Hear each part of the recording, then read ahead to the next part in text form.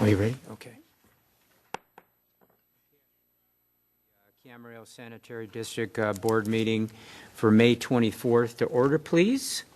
Ms. Madeline, would you please take roll? Director McDonald? Here. Director Morgan? Here. Director Tremblay? Here. Secretary Craven? Here. Chair Kildee? Here. All right. Ms. Craven, would you kindly lead us in the flag salute? Certainly, please rise, place your hand over your heart, and join me in the pledge to the flag.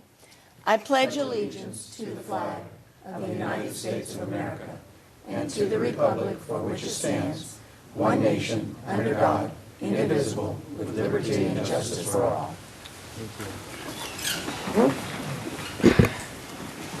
We had a moose camp out last week. Okay, public comments for the Sand District. Let's move down to item 3. It's a consent calendar. Move the approval. Second.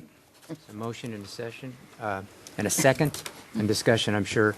Any further discussion? Discussion? God, come on. Hearing none, let's vote, please. Thank you. A lot of work, Kevin. I'm telling you, tongue-tied. Thank you for, I'll tell you. All right, so this gets us down to departmental, no item legal counsel, so comments from the staff. No Dave, comments. Any comments? No comments. No comments, okay. Any comments from the board members tonight? Any comments on Camp Sand? No. Okay, with that, we will adjourn to June 7th. I'd like to call the meeting of the Camarillo City Council to order and let the record reflect that all council members are present. Do we have any amendments to this agenda? No amendments to the agenda, Madam Mayor. Okay, none from staff. Anything from City Council on the consent calendar? I'd like to pull a couple. Item C, which would go to City Council, that's the legislative platforms. Item F, which would go to Public Works. Just a second here, Jen. Hang on just a moment. Okay, Public Works? All right. Okay. And I, that would go to Community Development.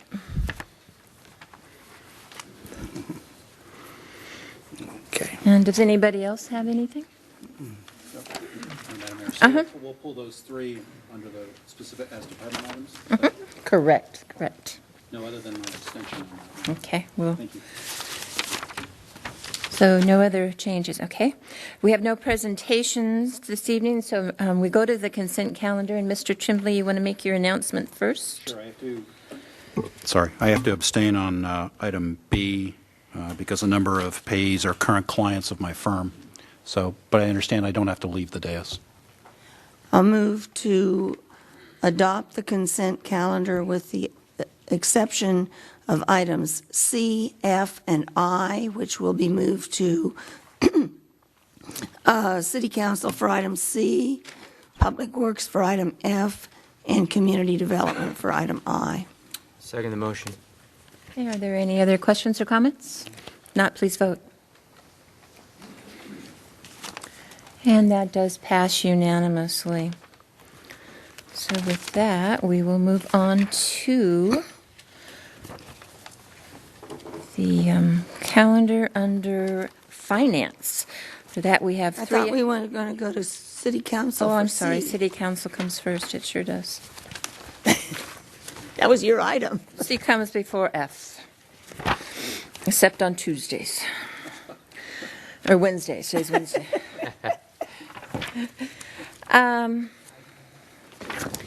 Okay, so this is the Legislative Committee's recommendation on current legislation, and these are the items that we take positions on.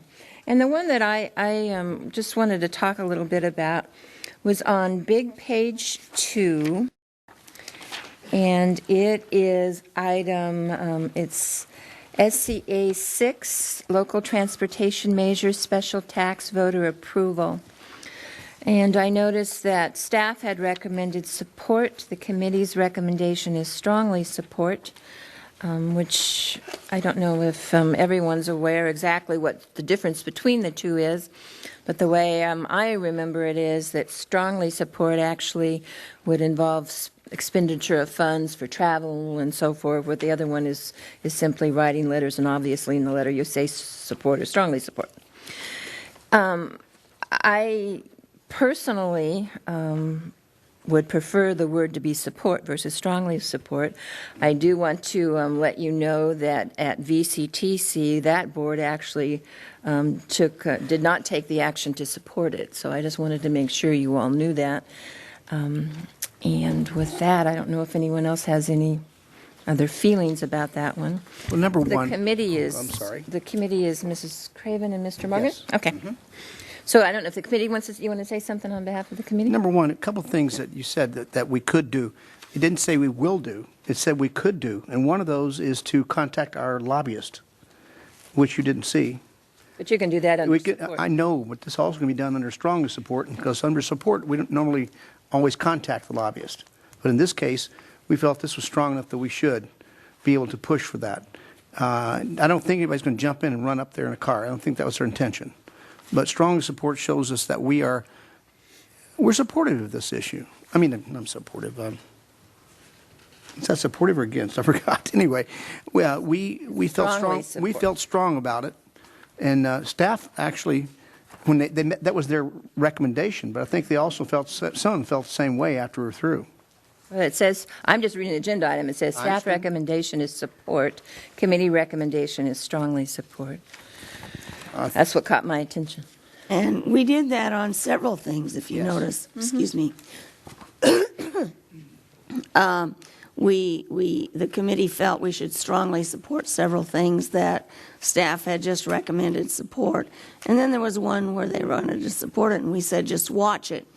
But on this one, we had quite a discussion, and it was a lengthy discussion, because I had remembered a policy from, I guess, about 20 years ago, when the city had a policy that we would not take a position on things that were going to go to the voters unless they actually affected us. And this one does affect the city, It does. and that was why we did this. But the council can, of course, decide to take any position it wants. This is this committee's recommendation. And for the public at home, I guess I should identify which one we're talking about. It's the local transportation measure, special tax voter approval. The proposed constitutional amendment would place before the voters a measure to lower from 2/3 to 55% the voter threshold for cities, counties, or special districts to charge a special tax for transportation infrastructure projects. What I would ask, if no one else has a problem with it, is that we pull that one out and vote on it separately, if you don't mind, and then. It's fine. And then that was the only one I had a question on. Does anybody else have anything on another one? Mr. Tremblay? I did, Madam Mayor. I had a question on, it's page 11. Big page 11? Yes. Land zoning Big, regulation. I'm learning the nomenclature. Big page 11. This is regarding AB 1505, the Bloom Bill on land use zoning regulations, which authorizes, does not mandate, but authorizes the council to adopt ordinances for inclusionary rental housing programs, consistent with the city's police power. And this is one of a whole lot of bills on affordable housing right now. The staff recommendation, well, let me start with, the staff recommendation was for support, and I believe the committee's recommendation was for support, was consistent with staff's recommendation.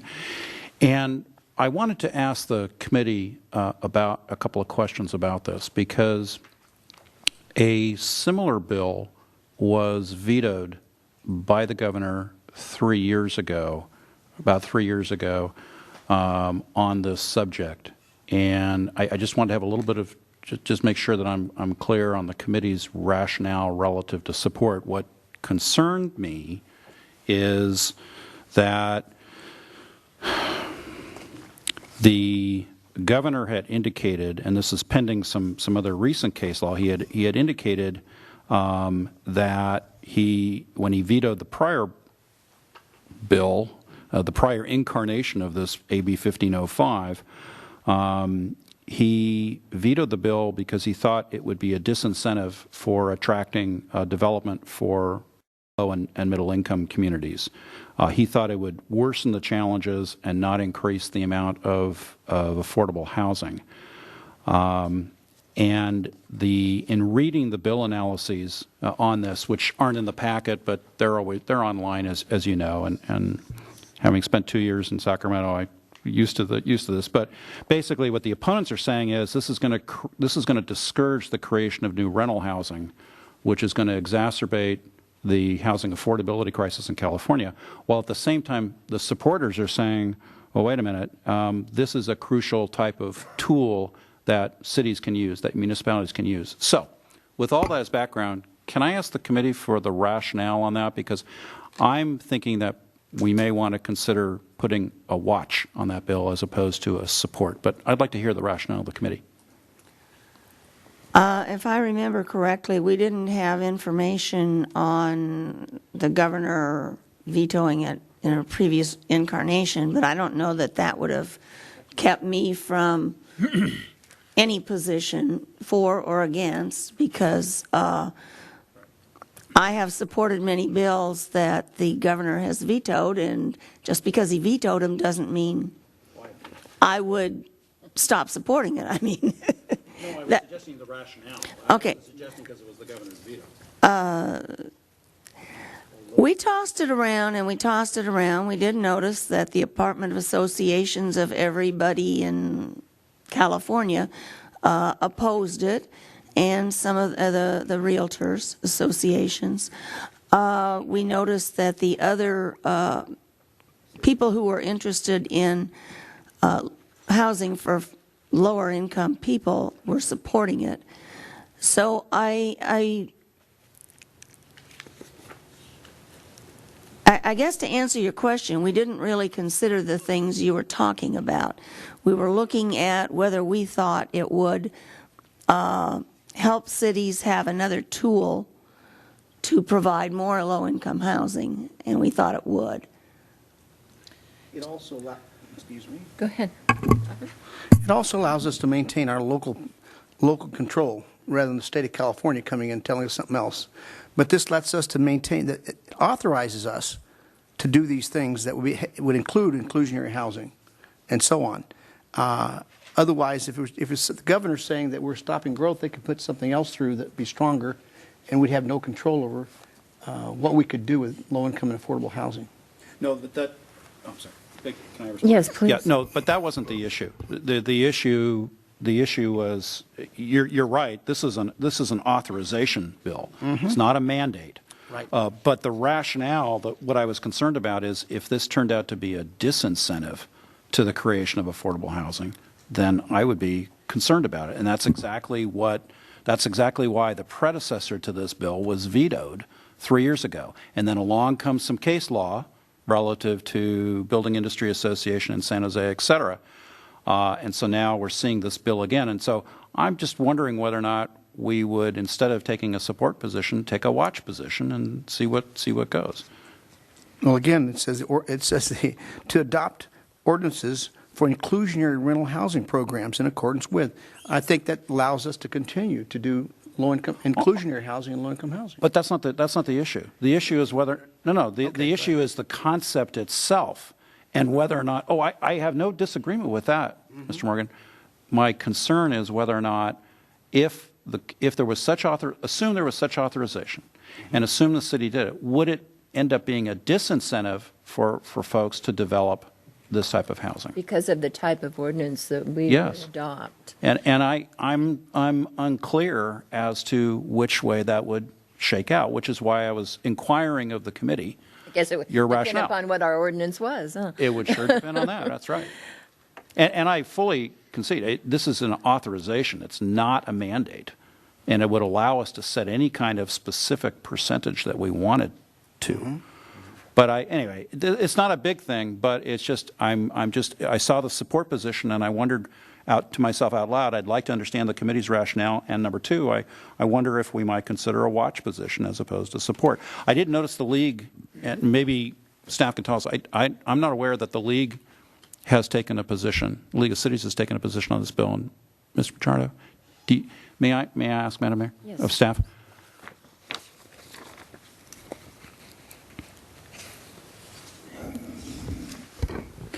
Good evening. Yeah, the league has taken a support position on this particular bill. And your comments are well taken, and I think it can be looked at, can be looked upon as it could be an incentive, but it could also be a disincentive. It's almost a catch-22.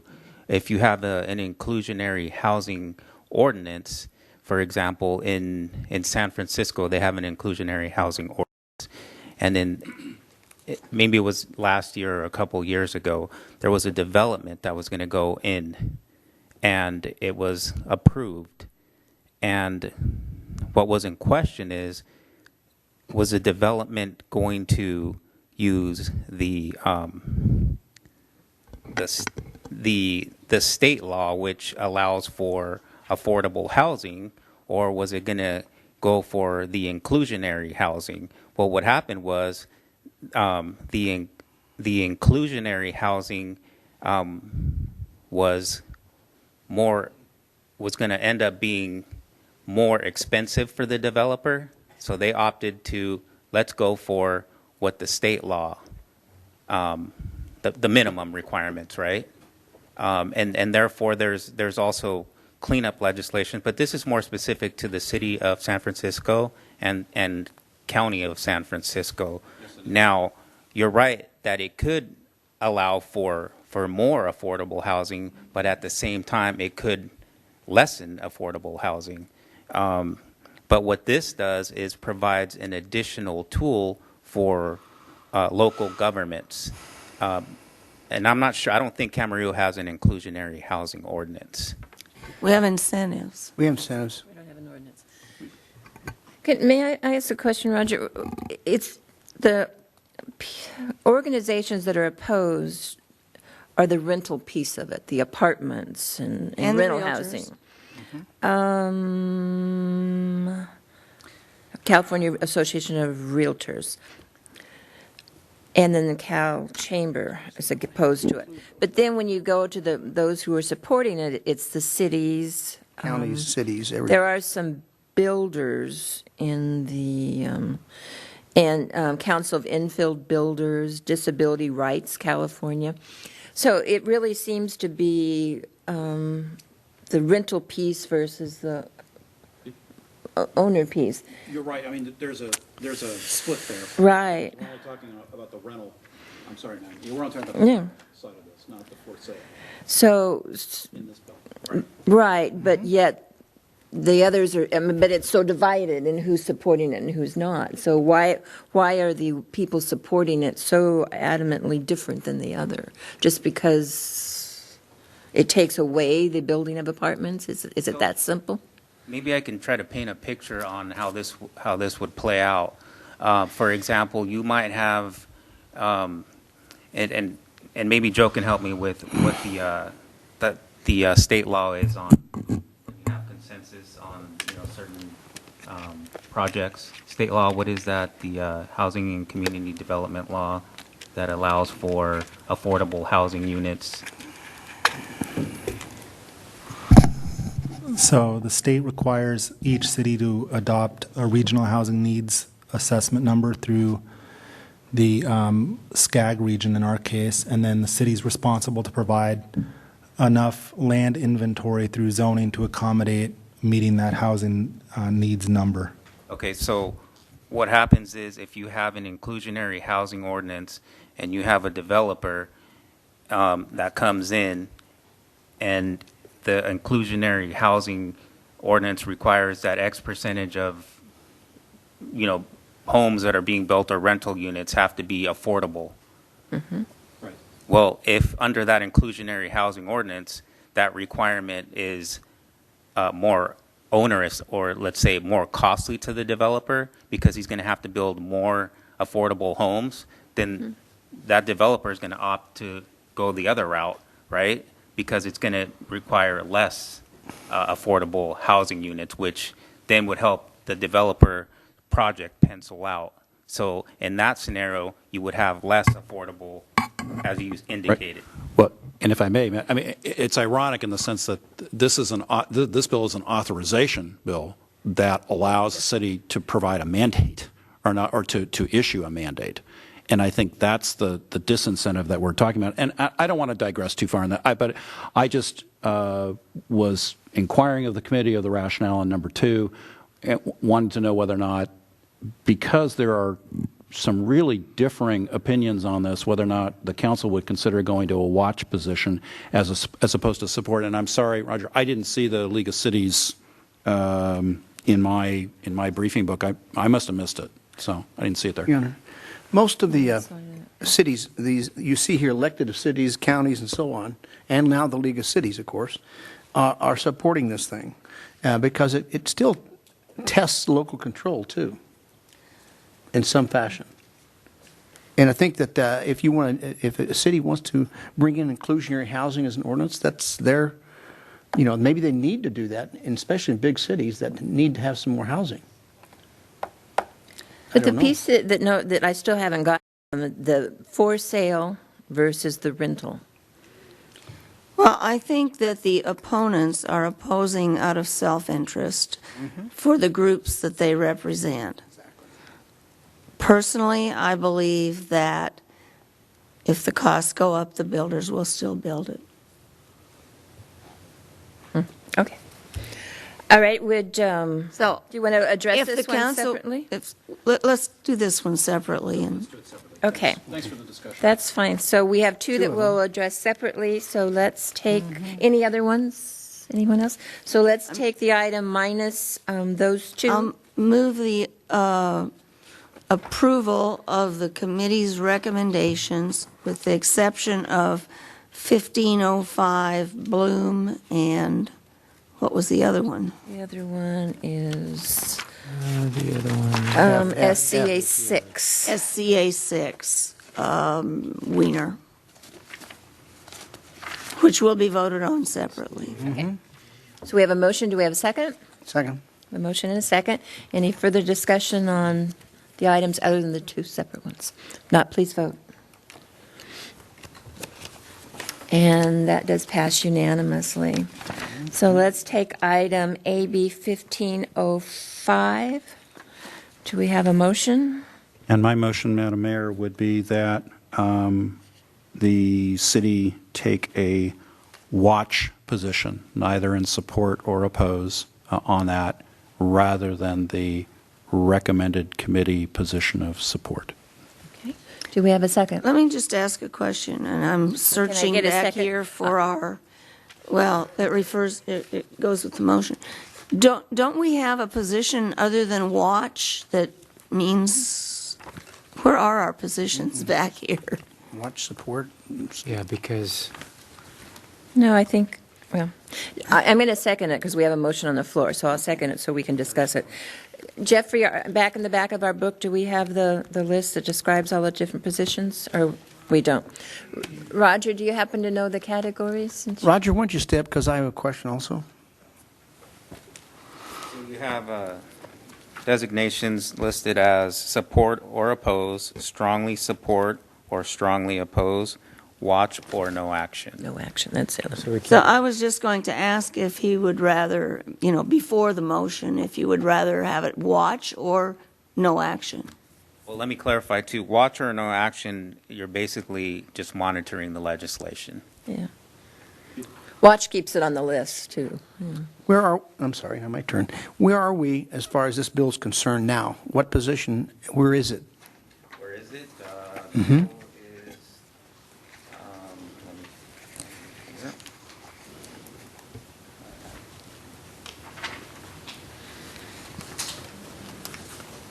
Bill is currently in the Senate Transportation and Housing as of May 18th. So still in committee? It's in Senate Policy Committee. Senate Policy. First Policy Committee. Okay, so we're still in the committee. So we do have a motion and a second to change the recommendation to watch. Any further discussion? Not, please vote.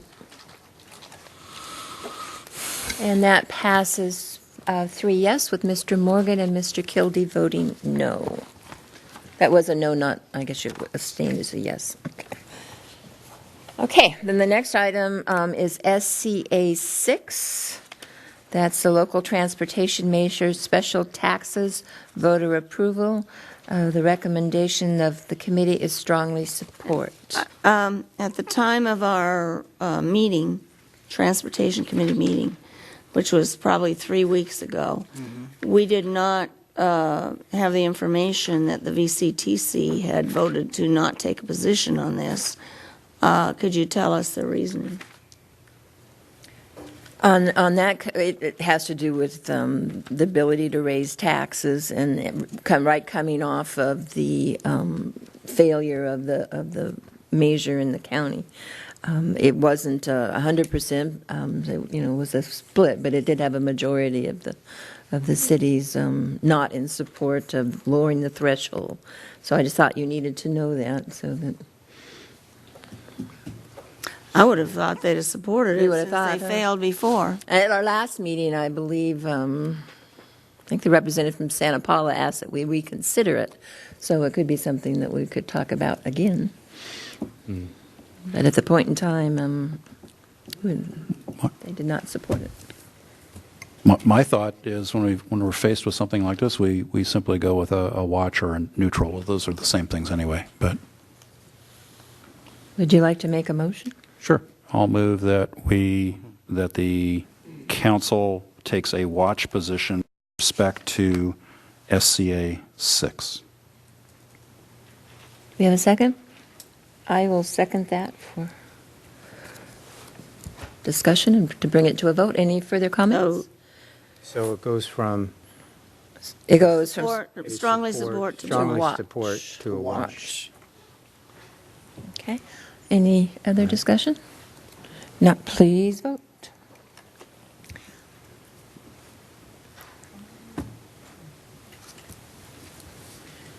And so that motion fails. Do we have another motion? Yes, I will recommend, I will move that we actually support it, not strongly support it. Second.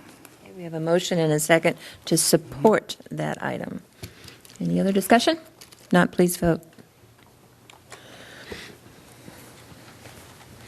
And that passes 3 yes, with Mr. Tremblay and Mrs. McDonald voting no. Okay, that finishes that item. Sorry, that took a little longer than perhaps expected. So now we move down to the Finance Department. The first item is resolution of the West Camarillo Community Facilities District, number 1, authorizing the issuance of special tax refunding bonds, Series 2017, and execution of bond documents related thereto. And, Madam Mayor, this is the one that this is the I one. have to actually recuse myself. I've had a conversation with the city attorney on this. I actually have to recuse myself on items 4A, B, and C respectively because they are all pertaining to the West Camarillo CFD number 1. A current client of our firm is acting as the fiscal agent and prior trustee and the escrow bank in the transaction. So as I understand our protocol, I'll recuse myself from A, B, and C, exit the dais, and then. For item 5. You mean item 5, not 4? Item 5B. Item 5. Thank you, I Mrs. Craven. I knew what you were talking I'll learn how to read the agenda properly. Yeah. So I'll excuse myself. Thank you. about. Great, thank you. Okay, with that, we'll have a staff report. Thank you, Mayor, members of the City Council. You have before you tonight actions related to a refunding of the West Camarillo Community Facilities District number 1. Let's see. I got it. Thank you. To give you a little bit of background, the Communities Facilities District number 1 was formed in 1990, and it authorized the issuance for various bonds for the issuance for various improvements.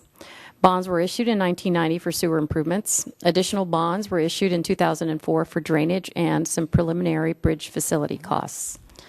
The 1990 bonds for sewer improvements were retired. The 2004 bonds outstanding of $6.5 million are being considered tonight for refunding.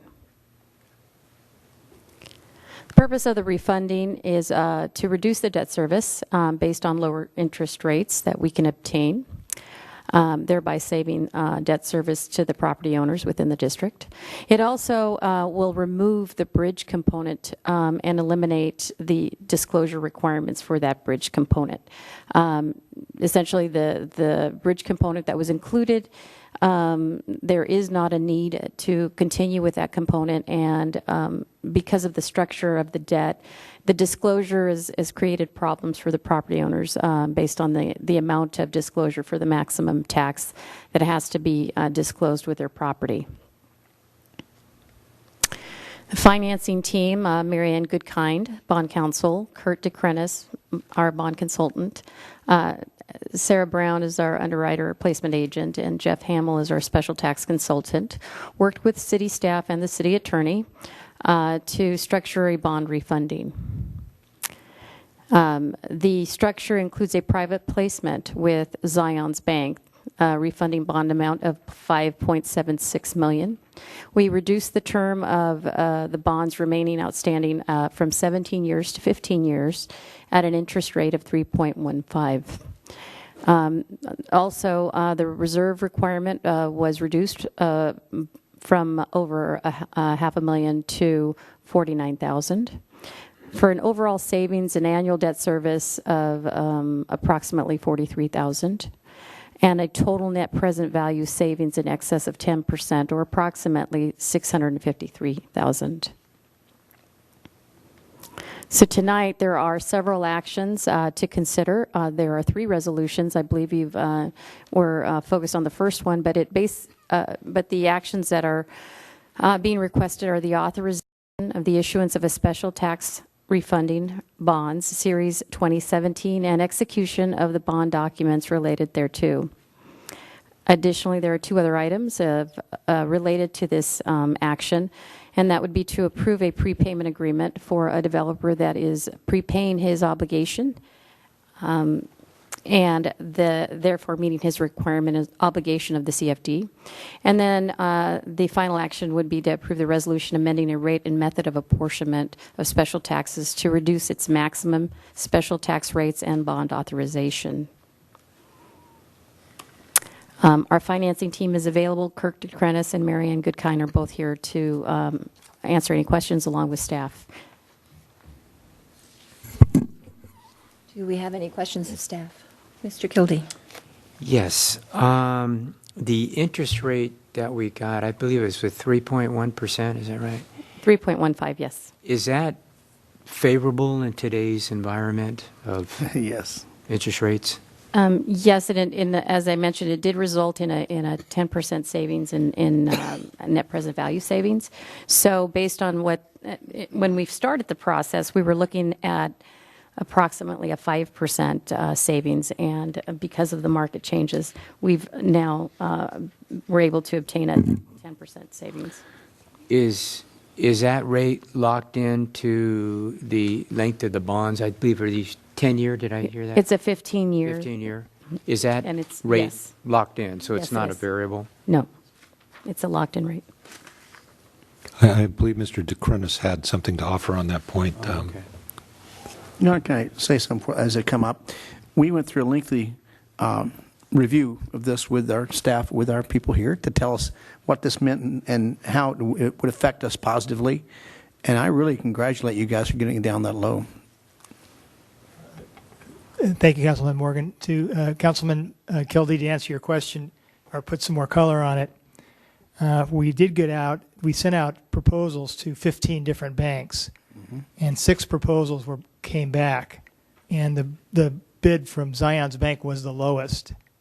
So there was a range. It went from 6.15 all the way out to 3.15 to 3.77. So that was one way in which we satisfied ourselves that we were getting the best rate for the city, because it was a bid process. It wasn't, we just didn't call up Zions Bank and say, hey, we have a deal for you. It was a bid process that went on there. If I may proceed. Certainly. And excuse me, I'm not familiar with that bank, but would it be correct to assume you've done your due diligence with them and they're obviously able to provide this rate to? Yeah, they're a major bank. They're headquartered in Utah, but they're a fairly large bank. They're pretty active in the municipal market. They do a lot of this. And they were just one of the banks we went to. There was Umpqua Bank, City National Bank, Pacific Western, Capital One, Western Alliance. Those are all banks that gave proposals to do this. And you've used yeah. most of those banks Yeah, in the past? Zions is a known bank in California in this market dealing with municipalities.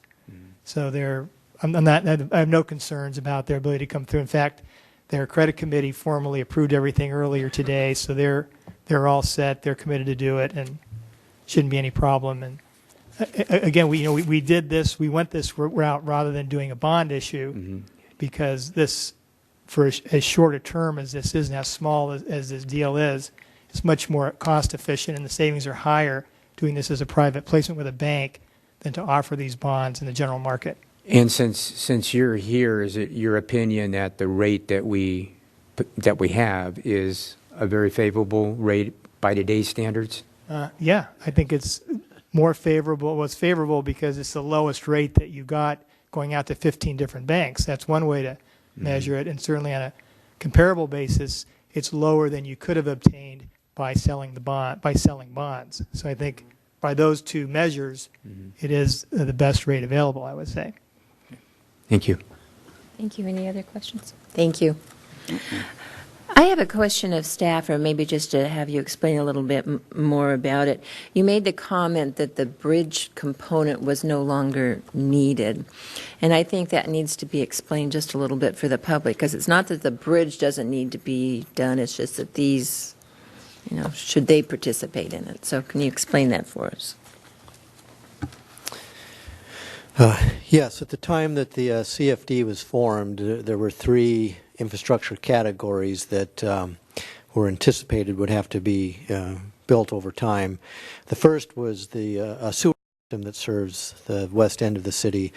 That sewer system has been completed, the bonds actually have been paid off, and that component no longer is needed, so that's why that can be sunsetted.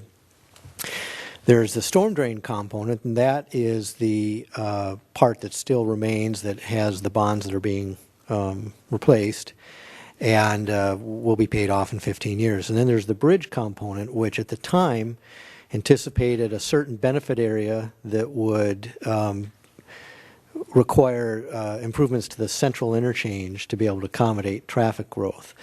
At that time, the city's general plan and circulation element did not anticipate the Springville interchange. So one thing that's changed is the benefit area for bridges are no longer the same as what were anticipated at the time the CFD was formed. So we would have to, if we keep a bridge component, revise it anyhow to accommodate for the change in benefit area. Also, since then, we've identified alternative programs to raise revenue for improving the central interchange. One is the traffic mitigation fee program, and we also have a bridge policy fee that contributes to the central interchange. And so we have new funding mechanisms to replace what was anticipated through the CFD. And the people who reside in this, or the property owners in this area, will have contributed to a bridge fee in one way or another. They have contributed to both those new fee categories, yes. So it's not they're off the hook totally, it's just changing the mechanism, correct, so to speak. Correct. Any other questions on this first item? I'll move to adopt a resolution approving the issuance of special tax refunding bonds, Series 2017, authorizing the execution and delivery of a fiscal agent agreement, placement agent agreement, and an escrow agreement, and authorizing certain other actions in connection therewith. I'll second the motion. I have a motion and a second.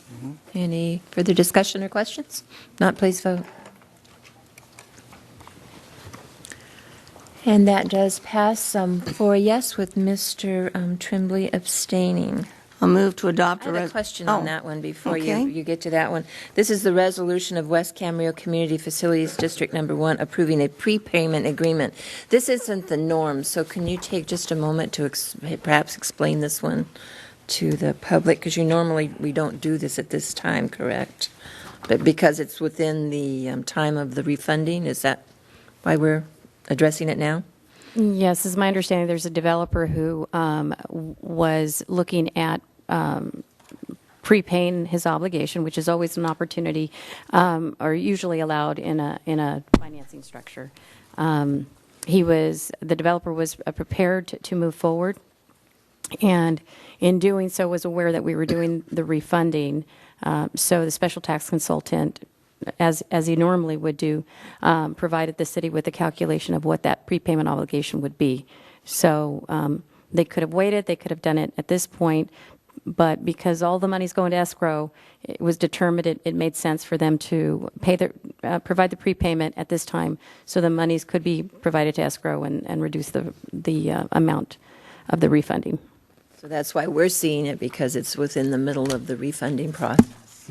Correct. Okay. Move to adopt a resolution approving a prepayment agreement. Second. We have a motion and a second. Any comments? Not, please vote. And that does pass 4 yes, with Mr. Tremblay abstaining. Move to adopt a resolution amending a rate and method of apportionment of special taxes. Second the motion. The motion and... Comment.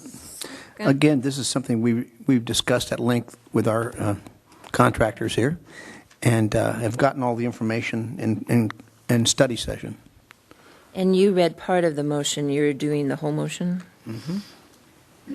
It says suggested action. I read that whole sentence. To reduce its maximum special tax and bond authorization? That's the blurb of what we're doing. The motion is what I read. Exactly. Oh, got it. Now, this doesn't take away normal bridge fees. This just does, fits into what we were discussing. Just getting for the reduced. Melrose. This is just changing the rates now. Exactly. We've already done the other. Okay. Any other questions? Comments? Please vote. There you go. And that does pass 4 yes, with Mr. Tremblay absent. You can come back. Mr. City Attorney, question for, or City Attorney, City Manager.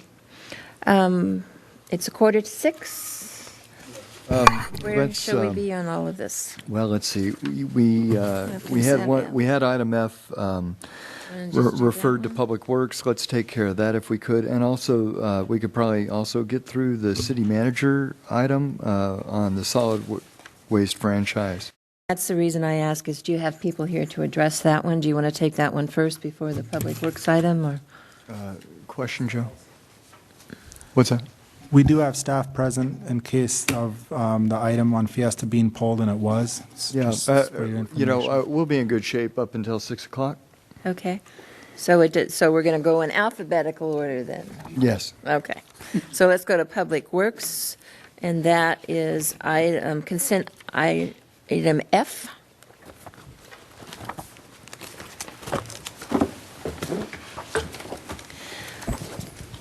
I did ask this one to be pulled. I'm not a part of the Streets and Transportation Committee, so I didn't have the full discussion on it.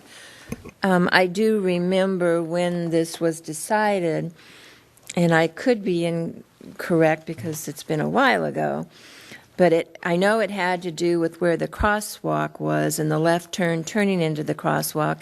And I didn't go and check all the records, but my recollection is that someone was hit or almost hit in that crosswalk.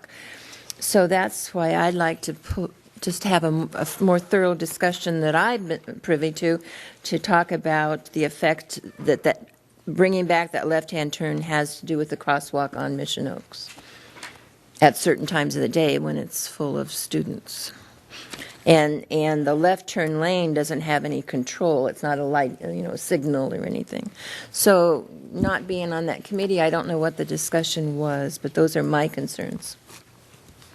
So I don't have a whole lot of the long ago history items on that, but the current discussion and going back more recently to our current discussions with the school and the school district that the way that the intersection is functioning now with the crossing guards present, that and they've even went ahead and restriped when they slurry sealed their parking lot to stripe it accordingly to how it currently operates and how they desire it to operate, and with no incidents as it's been operating that way. So with the placement of the striped crosswalks and the presence of the crossing guards, the recommendation is for the most efficient flow of traffic out there to allow those left turns out. How, the time on the crossing guards, their time period that they are there? Oh, I don't have the exact hours. They're there till well after school's out. I go there. I was there yesterday. It's going to be for the peak drop off, peak hours. for the drop off and pickup. Personally, I don't think the reason to change it would be because they put the striping there, and that was their problem for putting it there when they shouldn't have. But it's the safety factor that concerns me. Was there any discussion at all about what happens when there's not a crossing guard there? Your Honor, maybe I could provide a little history. There's actually two things related to that intersection, that driveway intersection, that we might be confusing or crossing. So there's the issue where you talk about the pedestrian crosswalk and how that movements have been managed. I would call it more recently being within the last 10 to 15 years. This happens to be an older item. You see, it was a resolution from 79, and this was more of a cleanup item that, as we were reviewing some other matters, we noticed that there was this resolution on the book that restricted left turns coming out of the driveway.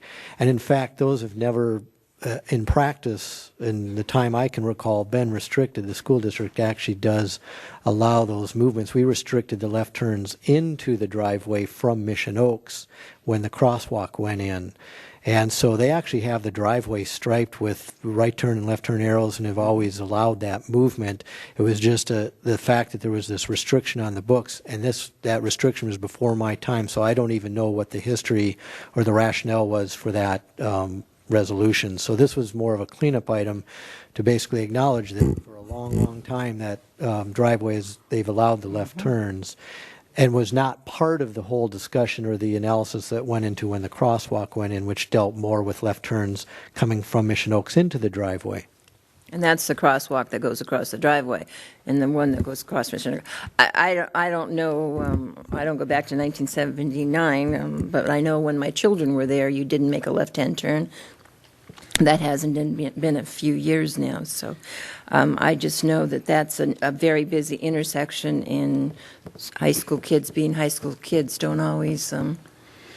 They will have, by the way, sometime they will have during peak hours, I don't know if you know this, Tom, but there'll be a sign there saying no left-hand turn. That's during peak hours only. that. But during the rest of the time, when it's not peak hours, I've been turning left there for so many years and I go there at least once or twice a month. And so it's worked out very well, because if you don't, here's what complaint we got. People make a right-hand turn, go past Adolfo and turn into that track, turn around, come back. We've had residents down there complain about that. So that's what was happening when they had to turn right only. Are they still doing the no left-hand turn during the peak hours?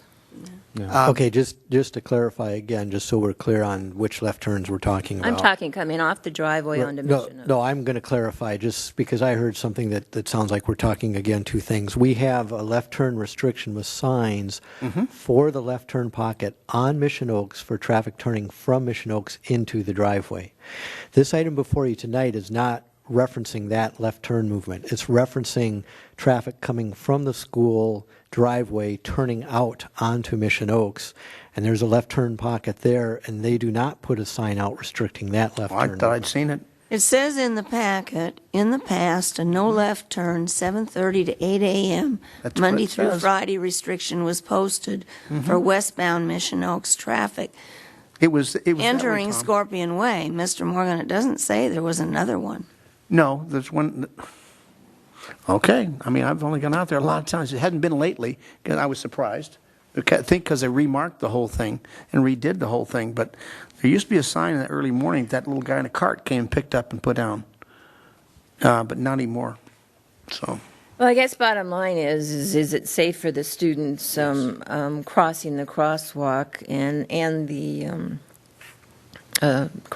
crossing guard to be out there when they allow left-hand turns right into that crosswalk? Well, they've been doing this for a long time. Is that what I understand? Well, as I say, but when my children were there, no, but it's been a while. So There's a recommendation from them. Yes, they have been allowed to do that for Mm-hmm. a period of So time. that's my concern, so that's the reason I pulled it out. If the rest of you aren't concerned, then something... It's not, let's get back here. It's not that we're not concerned. We see it as safe now because the way they've restriped, and you have a crossing guard too that goes over there and will keep like they do with the other one, Monte Vista, right here. They will come out, and when they stop, everybody can go and do what they want to do until they come back out with kids. Well, we have crossing guards all over town. Mr. Tremblay. Madam Mayor, I think it's fair to say, though, at the committee level, if I recall correctly, and I'm looking at Mr. Kildee as I say this, I mean, there was some discussion relative to safety and whether there had been any recent experience that would indicate to us that this was antithetical to safety. And my understanding coming out of the committee meeting was no, and I would look at Mr. Klotzel and Mr. Fox to affirm that. From a safety standpoint, we talked about recent history there, and we thought on that basis this would be okay. And Mr. Kildee, am I characterizing that properly, accurately? We did have a fairly lengthy discussion on that as well. On the safety piece. We did, so I want to just assure Madam Mayor that we did have that discussion strictly from a safety standpoint as to that issue. Okay, that's all the reason I had it pulled. So I will move the committee recommendation on this one. Second. that's the recommendation is to adopt a resolution rescinding Resolution 79290 and allowing left turns out of Adolfo Camarillo High School's main driveway onto Mission Oaks Boulevard. Yes. And we have a motion and a second. Any further discussion? Not, please vote. And that does pass with 4 yes, with Mrs. McDonald voting no. With that, we move on to item community development. I ask that this one be pulled. This is consent calendar number. Aye. That's the 2017 Fiesta and Street Fair. I have 2 questions and a comment. The first question has to do with the Thursday night, the 6 to 10. In the past, did we also have not only the carnival rides, but also added the food truck? Or are the food trucks on Thursday night new? On that, good evening. Oh, yeah, please, I'm sorry, please state your name for the record. My name is Carlos Torres, and I work for the Community Development Department. Thank you. The application that it was given to us, this is what it was shown on there, so that's the reason that we included on the Thursday night. I mean, other than that, I think the applicant, which, might be able to answer that as why is the reason that we included that. Is the applicant in the room? No, but I can answer that. This is the first time we had food trucks there instead of on the grounds, where we did have food trucks before. Not us, but the carnival. This would not entail stopping the street, blocking the street at all. It's just on the curbs like you would have any kind of traffic coming in parking. So my question is, on Thursday night in the prior years, did you have food trucks? On the grounds, yes. Because my recollection is that it was only carnival. So who did the food trucks? The food trucks, there were about three or four food trucks. On Thursday night? Yes. Right in. Yeah, inside the carnival, right there inside the fence where you had 2 together. 2 of those came from out of the ranch, right there as you go into the back part of it. So when did the food trucks start? That was food On trucks, I'm telling you about. On Thursday night? It hasn't always been there, so it's been doing it for many years? Mm-hmm. Because kids have to have something to eat when they're in there. And that's a large youth night. Well, it just keeps expanding. I'm just asking. Okay, so that caught my attention. And the other thing that caught my attention in the special event permit, when it asked if you have amplified sound, and they check the box yes, and their description is similar to the Camarillo Arts Council, I don't think that's a description of amplified sound. I think it needs to be detailed out exactly what it is. Amplified sound for which? Thursday night or for which night? I don't know. It's on big page 7 in the special event permit. Some of the amplifying sound that they're going to have is going to be they're going to have a stage on Ventura Boulevard on Saturday and Sunday. And that's where they're going to have the mariachi band playing and some other activities that will occur during that day. So when it says type, what's the type? That it wasn't. The type of sound is going to be It says speakers type of set up here to make noise for the people down there. Well, with the building blocking the noise. There's all sorts of different kinds of amplified music. There's also different kinds of speakers. And to have the description be similar to the Camarillo Arts Council is not a description of amplified sound. It won't be as large as Camarillo Arts Council. Then I know that. That's what I'm questioning, is the application, that's how they described It doesn't it. need to be that large because there's not as many people. So we can work with the applicant to have that specified. They need to specify what it is We instead of saying understand. it's the same as somebody else. So. Sure, we recognize that. We'll have that cleared up. Okay. 2 I speakers appreciate that. with the microphones. That's it. Are you on the board, Mr. Morgan? Pardon me? Are you on the on the Fiesta? I'm on the board, but I am not a officer. And my third one has to do with the banners. I did not, and I apologize, I could have gone and looked this up, but our new policy entitles them to 9 banners or 10? 10. Okay. I just noticed so the application is old because it only has room for 9? They actually, yeah, it's only 9, but then below, underneath the 9, it has an additional banner on there. They do, but what's the policy? It's 10. 10. Everyone gets 10? Yes. Exactly. So we need to update our form then. We can add a number 10. And if you're looking for some changes this year, there have been. The flood control district now, with the new director, flood control, allows no banners on the ends of their flood control channels. That's a new policy. Okay. So that it's not here then, I'm assuming? No, that was written before we found out the new policy. Our banner ordinance that was updated requires property owner consent, and that's in our ordinance. And so this does say that it must comply with our sign ordinance. Right. So they'll have to submit to you where they're going to put the new one that they can't put there. See, we're having to find 3 new places. Yes. Rather than those 3. Also, to answer that question, the applicant and I were working on trying to get all those property owners' approval, and that's one of the reasons that we included a condition of approval as part of the special event for that. Okay. So then when we approve it, it's basically to approve it with staff correcting or meeting all the conditions. Okay. And those are the questions I have. Did anyone else have anything? Okay, then we can move. I would move to authorize a special event permit subject to the conditions of approval and authorize the Department of Alcoholic Beverage Control to issue a special event permit to the Camarillo Breakfast Rotary Club for the operation of Beer and Wine Garden in Dizdar Park and the Knights of Columbus for the operation of the Beer and Wine Garden on Ventura Boulevard for the 2017 Fiesta and Street Fair. I'll second the motion. We have a motion and a second. Any further discussion? Not, please vote. And that does pass unanimously. Okay, 2 minutes, Tal? Let's move on to item 9A, please. Even though it may take us more than 2 minutes. Okay. We got people out there.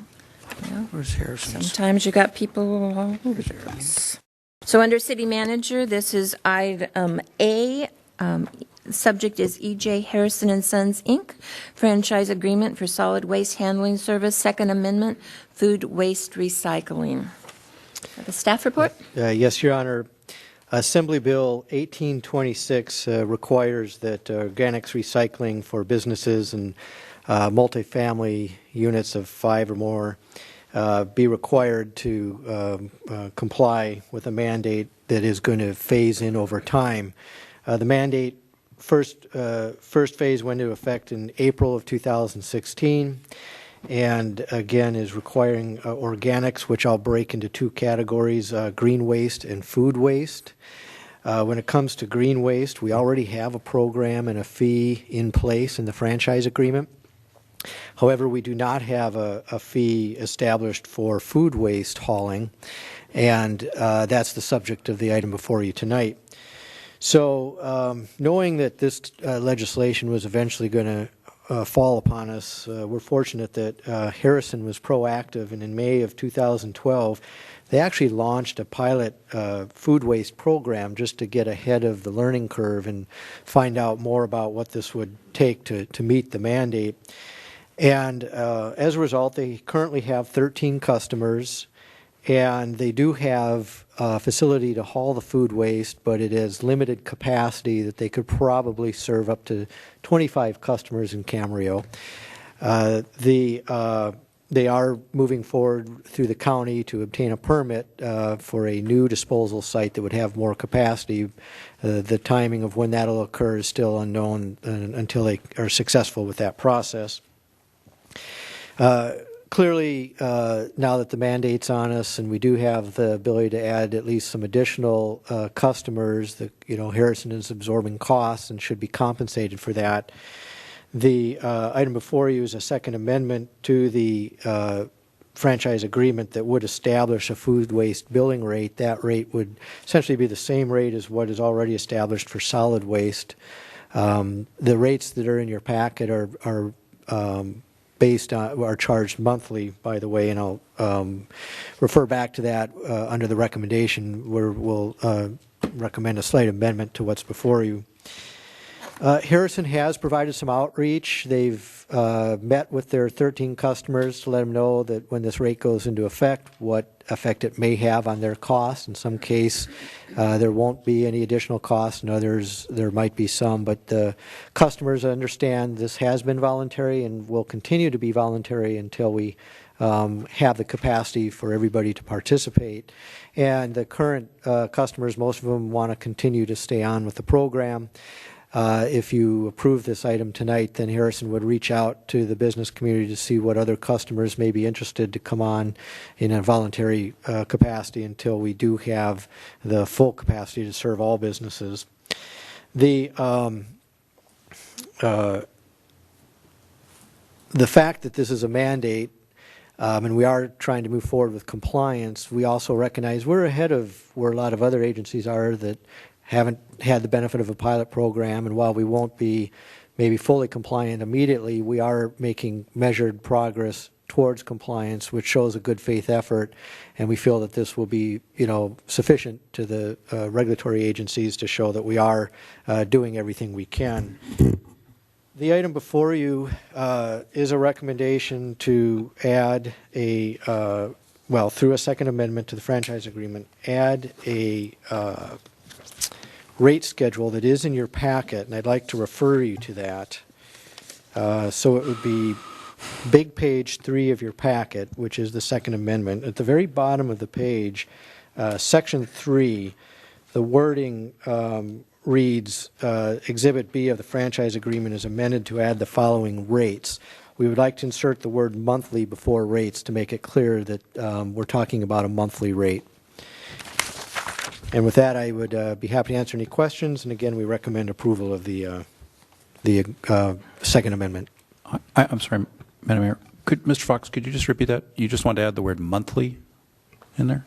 That is correct. We just want to clarify when we say rates, because when you look at the rates themselves, they talk about on a weekly basis collecting the collection period, and just so we're not confusing that the rate would be a weekly rate, they're actually and they are identified in the franchise agreement itself as monthly rates, and we just want to clarify in this amendment that they're also going to be monthly rates. So we're just adding the word monthly before rate.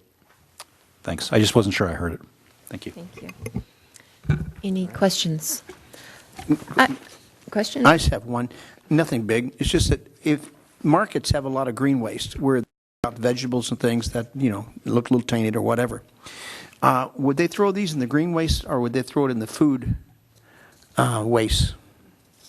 The green waste is primarily for landscaping waste and not for anything that would be generated by restaurants or grocery stores or markets. So they would go into the food waste. So the veggies and all that good stuff that would go into the food waste? That is correct. You're going to have a lot of that, more than the other. Okay. Questions? I have just, oh, Tony, I'm sorry. I didn't say, no, go ahead. No, go ahead.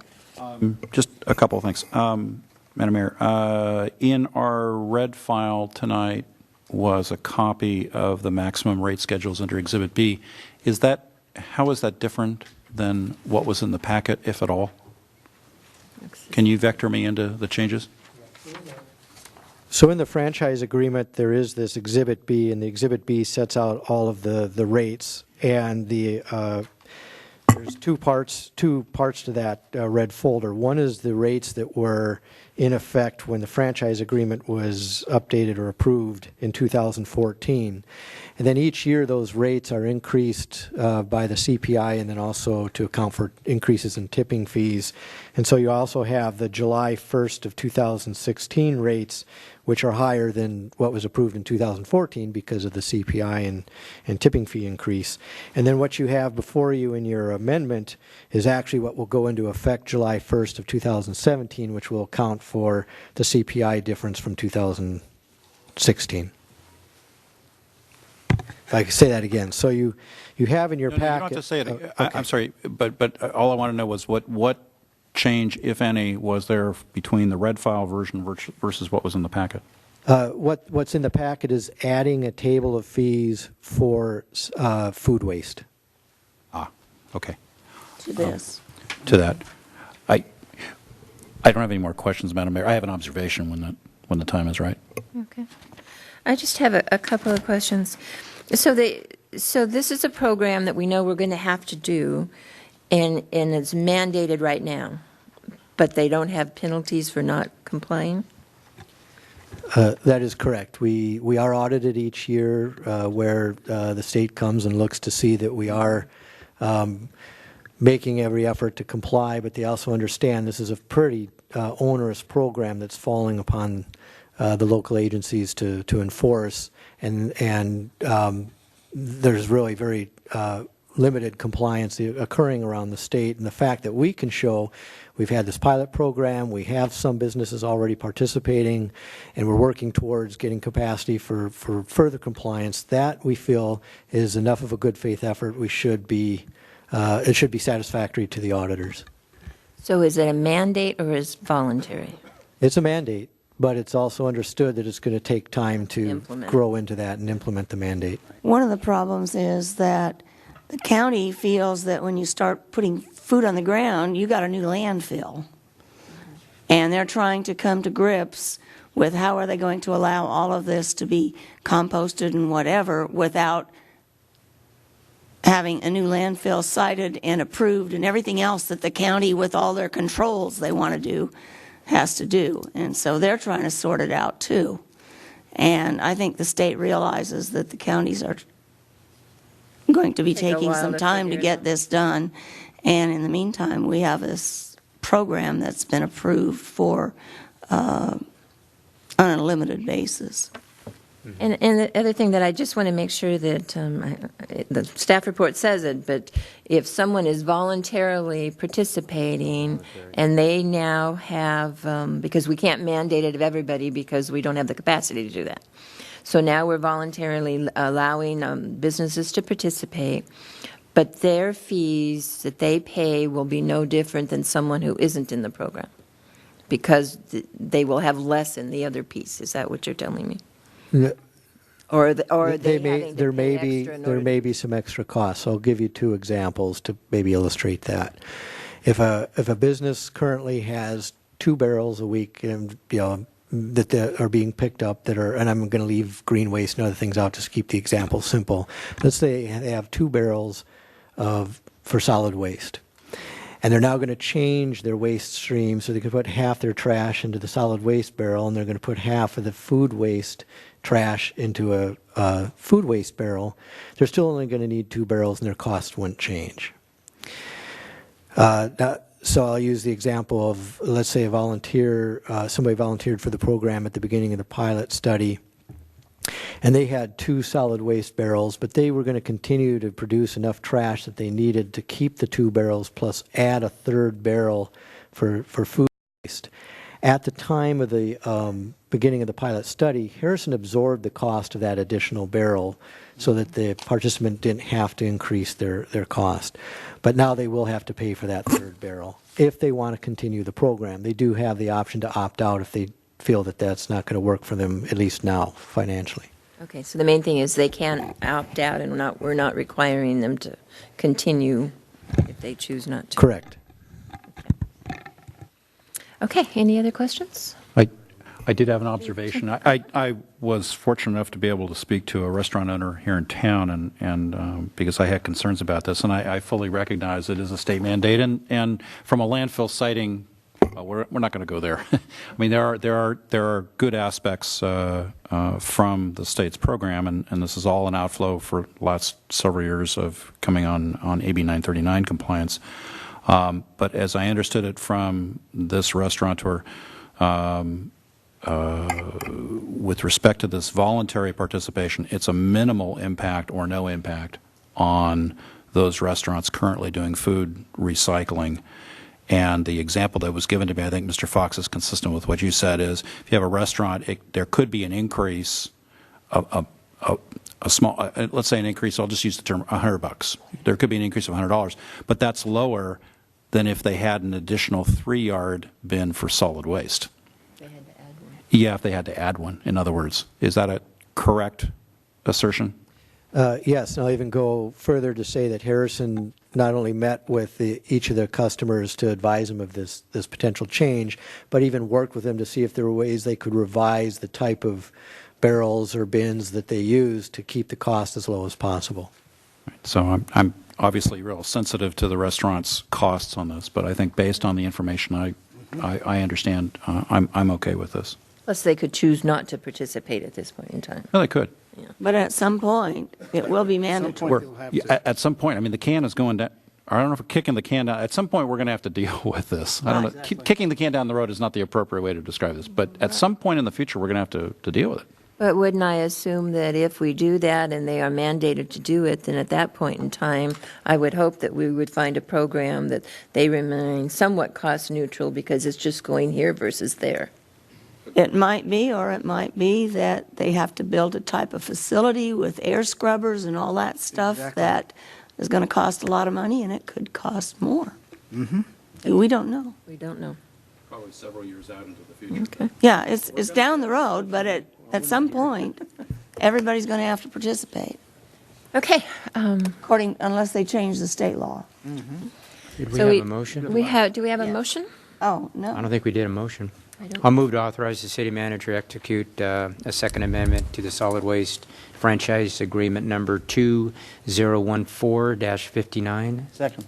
A motion and a second. Any further discussion? If not, please vote. And that does pass unanimously. And we need to thank Harrison for leading the way on trying to solve a problem for us. So let's hope they can do it cost effectively. With that, we will go to our study session. Would we like to announce closed sessions? Okay, with that, then I also need to call to order the Camarillo City Council special meeting, which does include only a closed session. So that's open. And Mr. City Attorney, would you like to announce both? Yeah, there's a conference with legal counsel, anticipated litigation, significant exposure to litigation pursuant to Government Code Section 549.9D2. Number of cases is 2. And then the other closed session item is a conference with legal counsel on existing litigation. That's Government Code Section 54956.9 D1. And the name of that case is Green Education Foundation versus City of Camarillo. Okay. With that, we will recess to a study session and perhaps our closed sessions.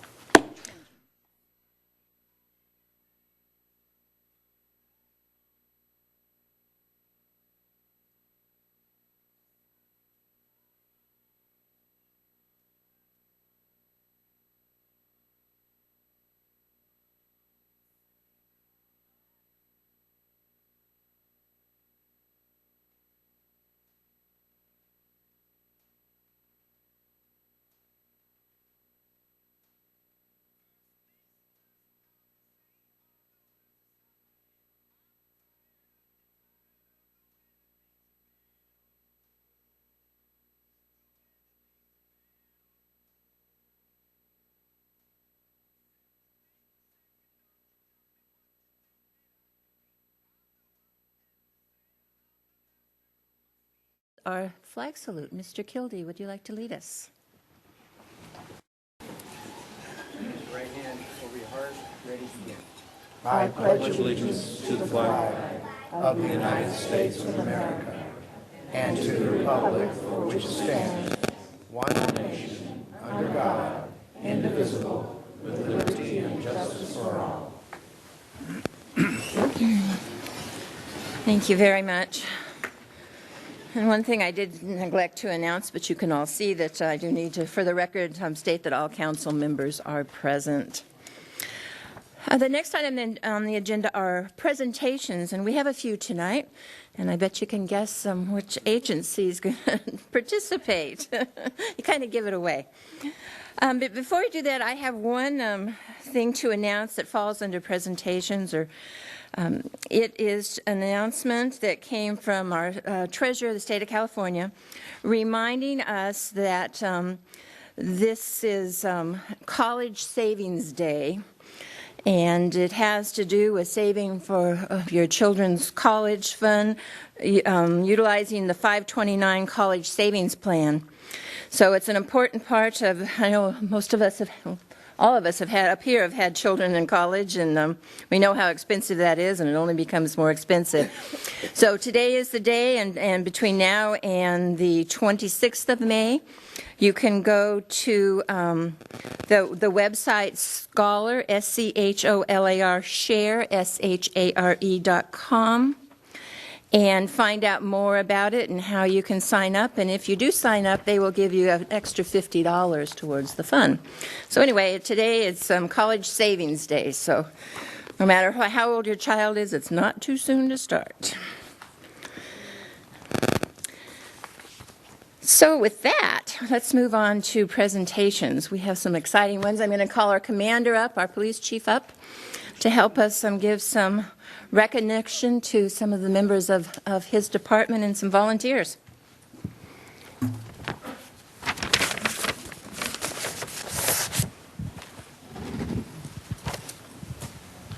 Thank you, Madam Mayor, and welcome to everybody present tonight.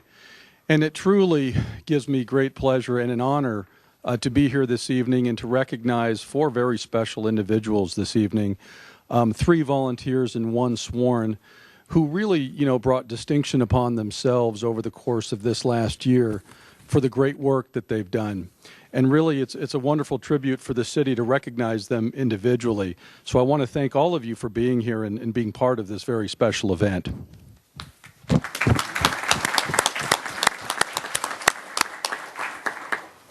So with that, we're going to first start.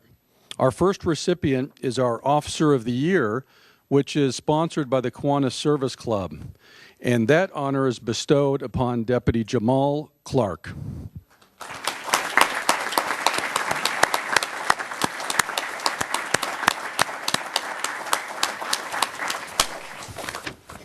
And as Jamal is making his way up here, I just want to say a couple of things about him. I've known Jamal, for several years now when I worked in court services. And I want to talk, a little bit about his work ethic and really his passion and spirit to do the job. Really, having gotten to Camarillo, this is no surprise to me that he's been bestowed, this very significant award because of the type of person that he is. He's been on the department for 10 years. He's only been in Camarillo since 2015, and he's quickly ascended to the top as a top performer. And it's not just statistically with arrest or reports, but it's really demonstrating all those skills that are necessary, to be compassionate, to be a member of the community, to back up his partners, and be really, part of a team and bigger than himself. We had a lot of competition for this selection, and I have to tell you, for Jamal to be recognized among his peers is quite an honor. He recently went through the FTO process where he'll be an FTO, and more recently than that, he was just accepted to work in our detective bureau based on his professionalism and excellence. So congratulations very much.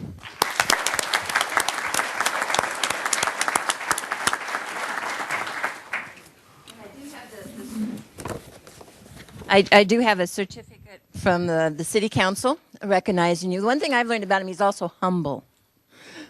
So when I hand the mic to him, you're probably not going to say a lot, but please know how much we appreciate you and the department for all you do, but particularly today's your day. So thank you so much for what you do for the city of Camarillo.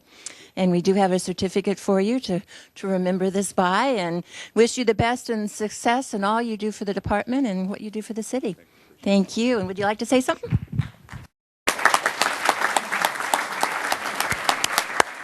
I can't not say anything after she's told me I'm not going to say anything, so I'll start off with that. No, but really, what I do it for the citizens of Camarillo. I know it may sound cliche and I know it may sound cheesy, but not just me, but the people that you see out there every day, 24/7, 365. Camarillo is one of the busiest cities in the Ventura County. I don't know if you guys know that, but now you do. There's some fact knowledge. We do it for you guys. It's hard, rain, shine, snow, but you guys, yeah, a little snow, the citizens of Camarillo really make it a better place for us to work, and in turn, we try to make it a safe place for you to live. So thank you for the honor, and I really do appreciate it.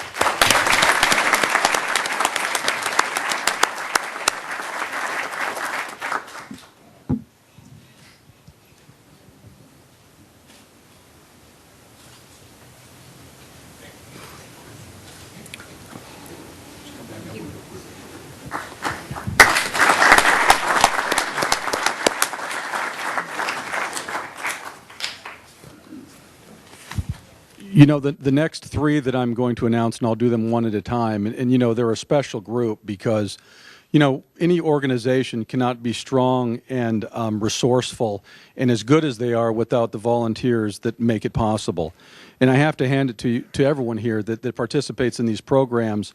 The appreciation for the work, the countless hours, the dedication to the community, to the station, to the city is truly remarkable. So I want to give you a big round of applause for just putting that service forward for the city of Camarillo. Thank you very much. So with that said, next we have the Camarillo Disaster Assistance Response Team, or DART Member of the Year. And that award is sponsored by the Camarillo Lions Club, and it's bestowed upon Jim Galinsky.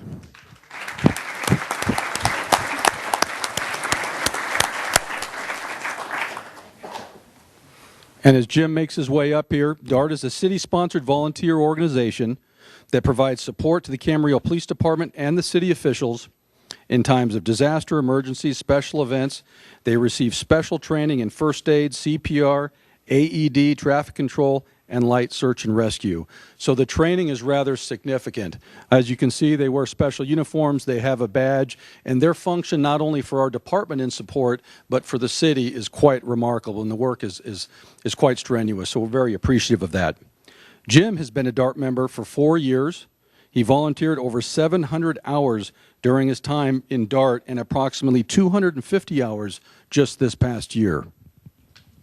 He was involved in virtually every event last year and responded recently with an extensive search of an elderly woman, which resulted in locating her. Congratulations, Jim, on a great year, and thank you for all your service.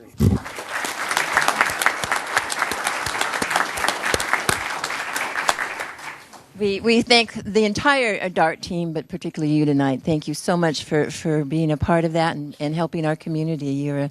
You're a great asset and a great example to all of those who work in this community. So congratulations and thank you so much. Thank you. Your Honor. And I'm going to let you say something if you'd like. Okay. I really want to thank all the members of the other volunteers that we work with and help out with. It makes it fun when you have such a great bunch of people. I've enjoyed it, and I'm looking forward to some more of it.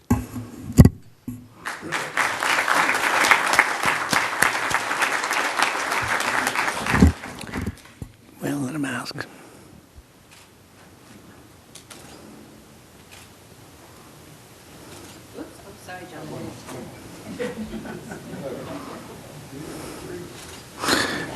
Your Honor, also let it be noted that he's not only just put in a lot of time with DART, but he's part of other organizations that contribute to our community. Okay, so the next recipient is the Camarillo Citizens Patrol Member of the Year, or CCP, and that too is sponsored by the Camarillo Lions Club, and this distinct honor goes to Ted Elliott.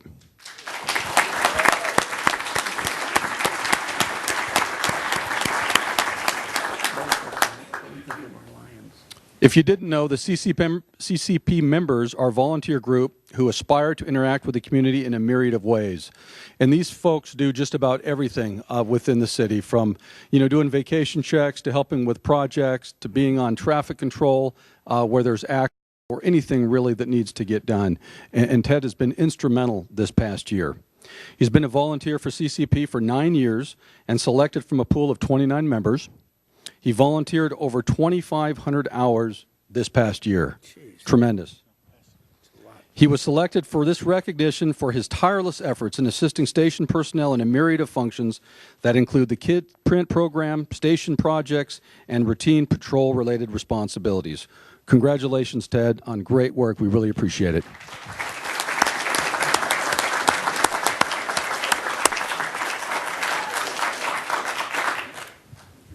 Again, on behalf of the City of Camarillo, my fellow council members, we congratulate you and we thank you. We know you enjoy it, or you wouldn't be doing it, but you do a great job and certainly serve the community in such a great way. So thank you so much. Thank you. Oh, I didn't let you speak. Oh, my God. I got to follow those guys. First, I want to thank everybody that was instrumental in selecting me as Citizen Patrol Member of the Year. I want to thank my wife and all my family members who are here tonight, and also the other volunteers. One of the greatest parts of being a volunteer is the friends you make, and that's been a great experience for me. Thank you.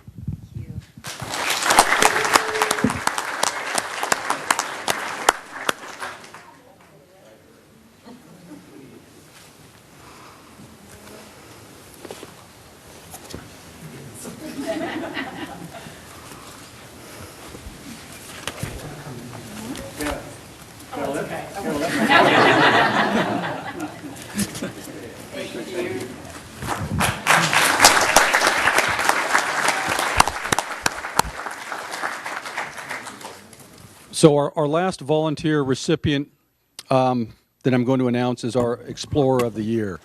And, for those of you that don't know, the Explorer group is a tremendous group of our youth who really have an interest in law enforcement and being part of a special group where they work together in team environment.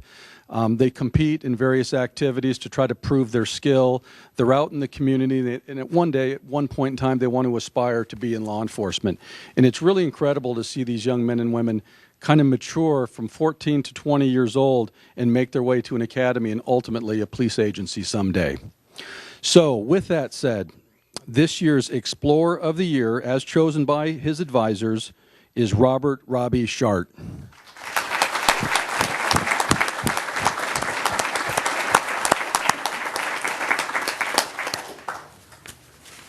So Robbie joined the Explorer program in 2015.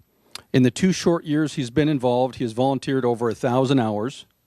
He's currently a sophomore at Camarillo High School and is a pitcher for the varsity baseball team.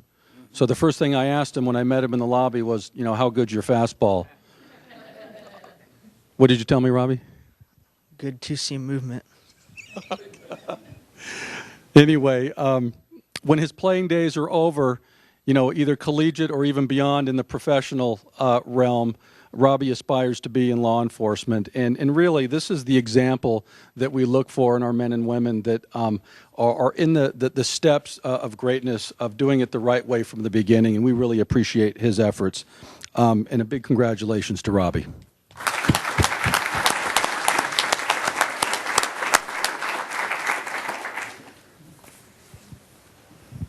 And thank you so much for being a part of this as well. It's we have a wonderful city, and to see you start at such a young age being a part of that and volunteering, we really appreciate it. We wish you the best as you finish high school, and I'm sure you're going to go off to pitch at some great college. UCLA sounds good.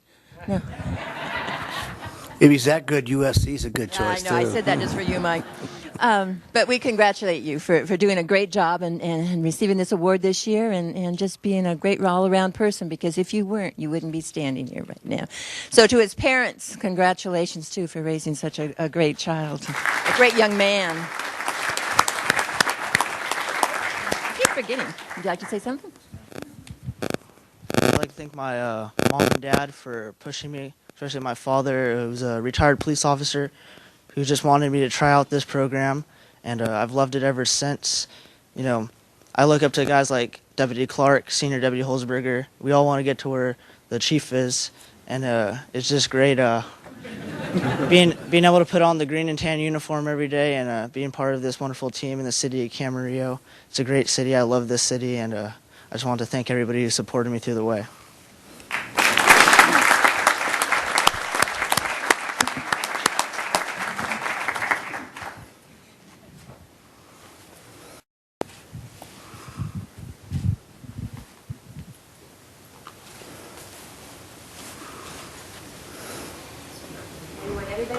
Yeah, let's have all the recipients come up for a group photo. That'd be great. Good job. So while they're coming up, Council, would you like to make any comments? Okay. Don, congratulations, everybody, and the parents and the family, the loved ones, significant others. Thank you for sharing them with our city. We're way better off for having them. I'd like to thank all of them for everything they do for all the people in Camarillo. With the sworn officers and all of the different levels of volunteer organizations that the department has, we have a lot of people working to protect the people of Camarillo, and I thank all of you. I've seen you guys everywhere, car accidents, football games, everywhere, and you've done a great job for our community. And as a citizen and as a council member, I want to thank you and express my sincere gratitude to you and to your families as well, all of you. Thank you so much.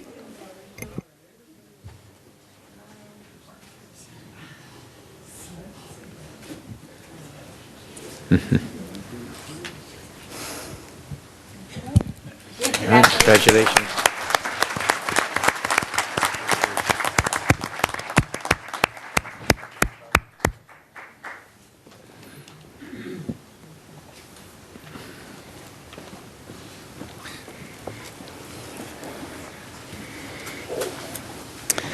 Citizens of Camarillo are very lucky to have such great people serving us and living in our community. So congratulations to everyone. We have one more presentation this evening. We have a representative from the Southern California Edison Company who would like to present us with the Platinum Award.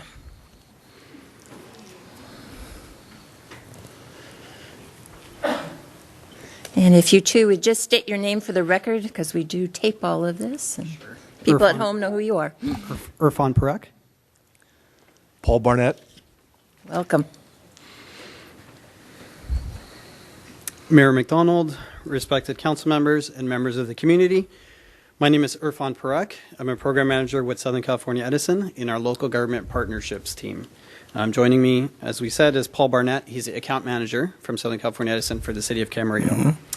Today, we're celebrating the city of Camarillo's energy efficiency accomplishments through SCE's partnership with the cities in Ventura County as implemented by the Ventura County Regional Energy Alliance. I'm pleased to congratulate the city as we celebrate an important advancement. Camarillo is the second city in Ventura County to receive Southern California Edison's Platinum Award in our Energy Leader Partnership.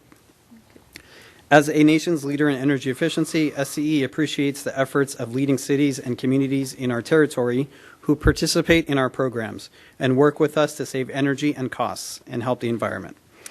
The Energy Leader Partnership Program also helps cities raise community awareness of the importance and impact of saving energy. Since the city began with the program, it has achieved 1,644,166 kilowatt-hour savings, which equates to a 20% reduction from their 2006 usage. Oh, that's great. This is enough to power 122 homes for 1 year. The city completed a number of projects to achieve this. Some of them include vending misers, LED exit signs, and LED lighting, pump overhauls to well D, and efficiency improvements to well A. The city's energy efficiency projects have resulted in the elimination of 1,155 metric tons of carbon emissions, equivalent to 244 vehicles driven in 1 year. The city has completed and implemented an energy action plan, participated in demand response, and conducted community outreach, allowing its constituents to also benefit from energy reduction. It gives me great pleasure to present the Energy Leader Partnership Platinum Award to the City of Camarillo in recognition of your outstanding energy efficiency achievements. These accomplishments were made possible by the hard work and dedication of city staff. Personally, it's been an absolute pleasure to work with everyone that I've come across in the city. They've all been very open, very helpful, and really collaborated with us. And I respectfully request Mayor Jan McDonald to join us and accept this award, along with a check in the amount of $201,773, which represents the cumulative incentives the city has received from these energy efficiency projects. Very good. Very good. Thank you.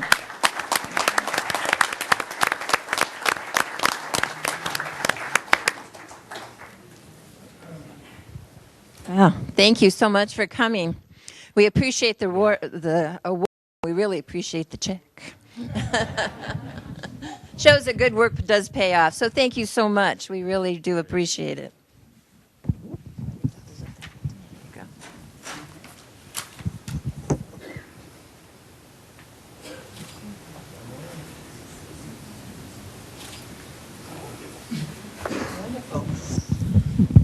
Again, thank you so much. Would you like to add anything?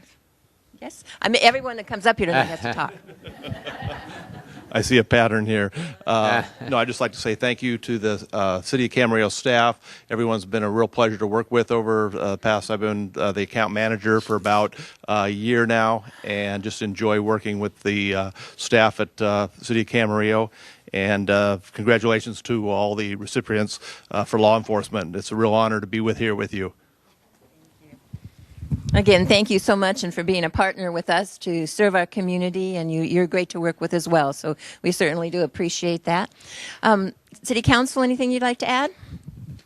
I'll just add real quickly, thanks for working with us, and it just shows that diligence can pay off in many different forms and ways. Yeah. If you've got any other ideas to show us in the future about how to save more, let them know. Thank you, and I like the numbers.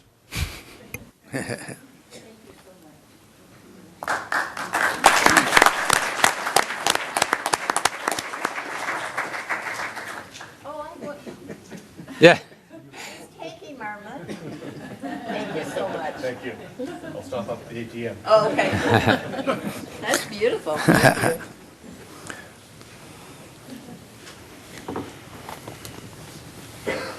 you. Very nice. I'm afraid to use ATMs anymore because those things are sticking in them. Jeez. And I know we all want to thank our staff for working so hard and coming up with programs and helping us to achieve that award. I know it took a team effort to make it happen, so thank you. That finishes our presentation. So I know all of you that are here, particularly those that are still standing and ready to run out that door, don't hesitate to leave now if you want to. But we thank you all for coming, and we truly appreciate you for being here.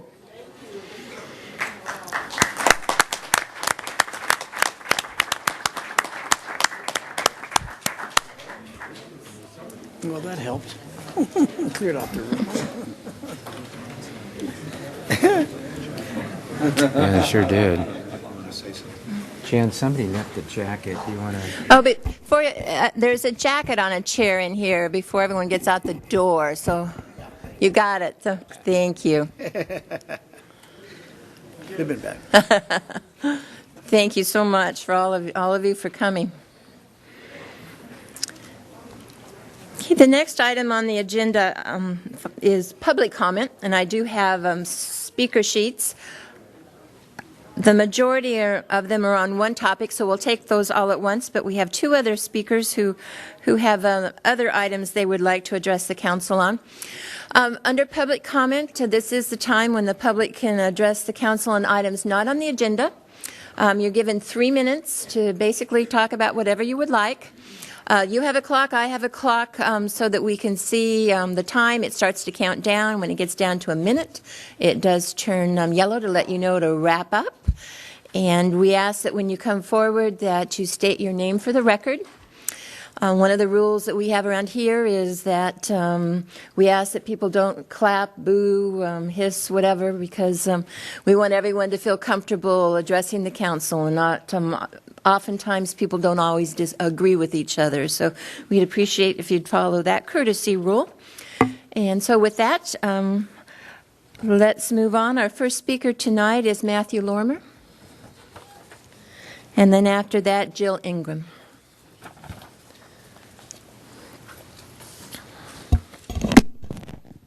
Matt Lorimer. Tonight I want to talk about Memorial Day.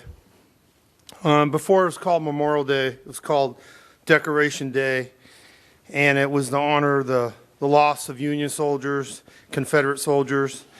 Then it was changed to Memorial Day.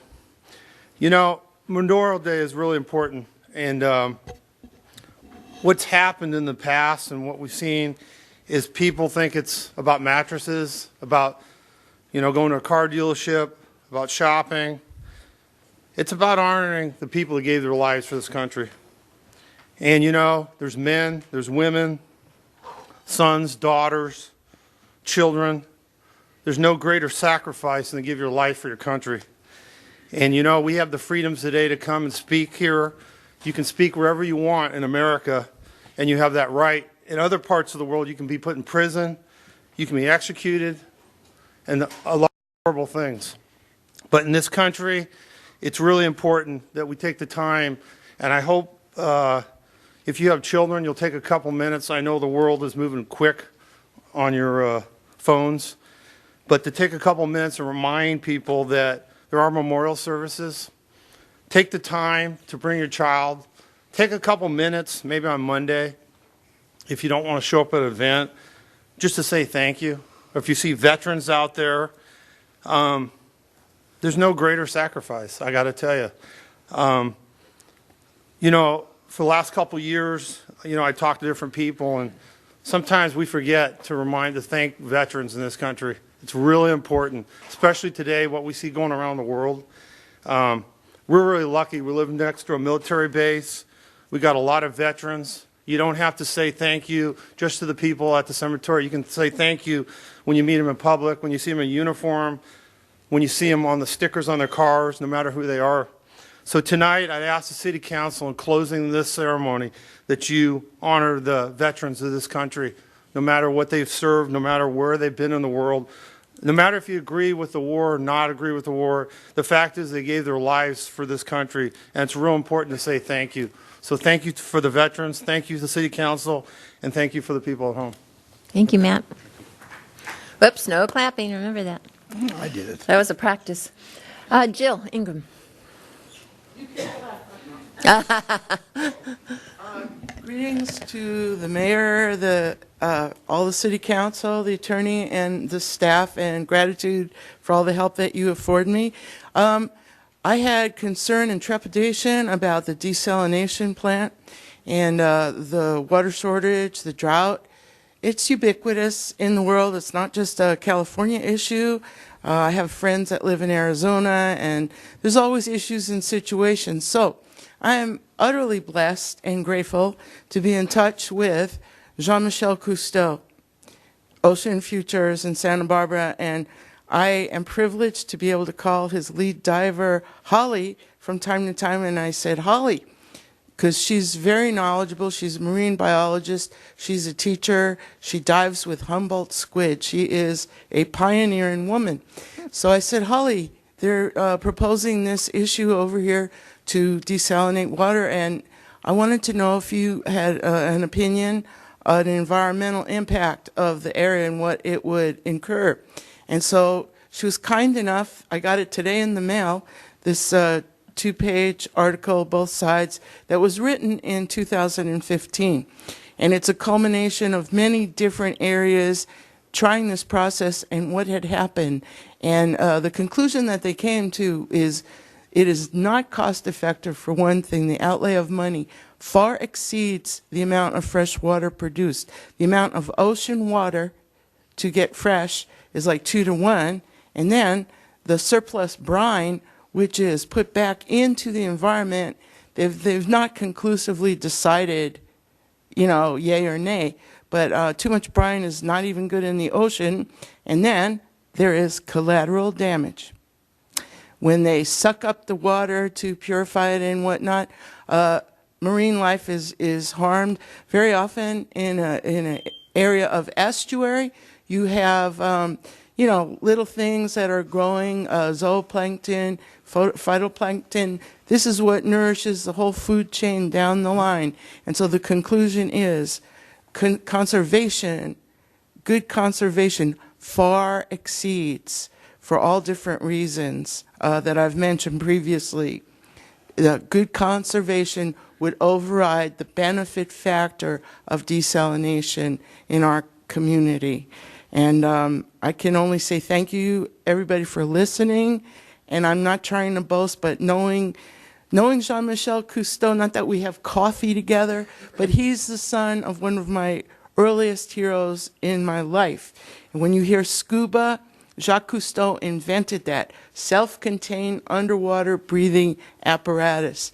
I started on this when I was a kid, so thank you for listening, and I hope, you know, this helps. Great. Thank you very much. Your Honor, just one thing to make clear. We're not using water from the ocean. Oh. We're using brine water, which is a whole lot less salty. And Yeah. so we're not using water from the ocean. All right. I was not aware of that, Mike. Thank you. Thank you. Okay, thank you very much, Jill. The next group, I believe, are all on the same topic, which is the Oakmont Senior Living Facility.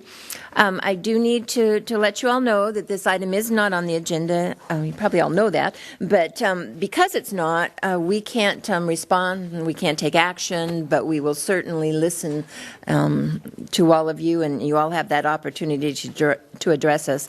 So if we sit here quietly, it's not a sign that we're not listening or not participating, but we're just not allowed to because it's not on the agenda tonight. So we will start with Alan Setti, and then John Twitchell, and then after that, Tom Long. Hi, Alan Setti with EJM Development. Good evening, Honorable Mayor and council members. The reason why I'm here tonight is to thank the Planning Commission and staff for a very well-written staff report that led to a 5-0 vote of approval from Planning Commission on the Oakmont Assisted Living Project that has been carefully designed with input from planning directors, staff, and concerned neighbors. The site is zoned as institutional quasi-public to allow for uses that would benefit the public, such as a church, temple, synagogue, private school, or a home for senior assisted living. All of those uses have been carefully considered by ownership. The least impactful use to Village at the Park community is the senior assisted living project as supported by staff's findings. Compared to other uses, there's less traffic, greater setbacks, similar height to surrounding residential, compatible with the neighborhood, does not contribute students to existing schools to increase class sizes. Ownership has owned the property since 1988 and spent over 10 years gaining the necessary approvals for Village at the Park. We went through many years of collaboration with planning staff to design a community that we can all be proud of. We are not asking for a zone change. The use that we are seeking is by right.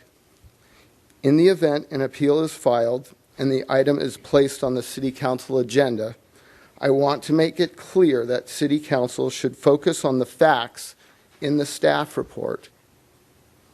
Something will be built on this property, and we hope that it is the Oakmont Senior Assisted Living Project.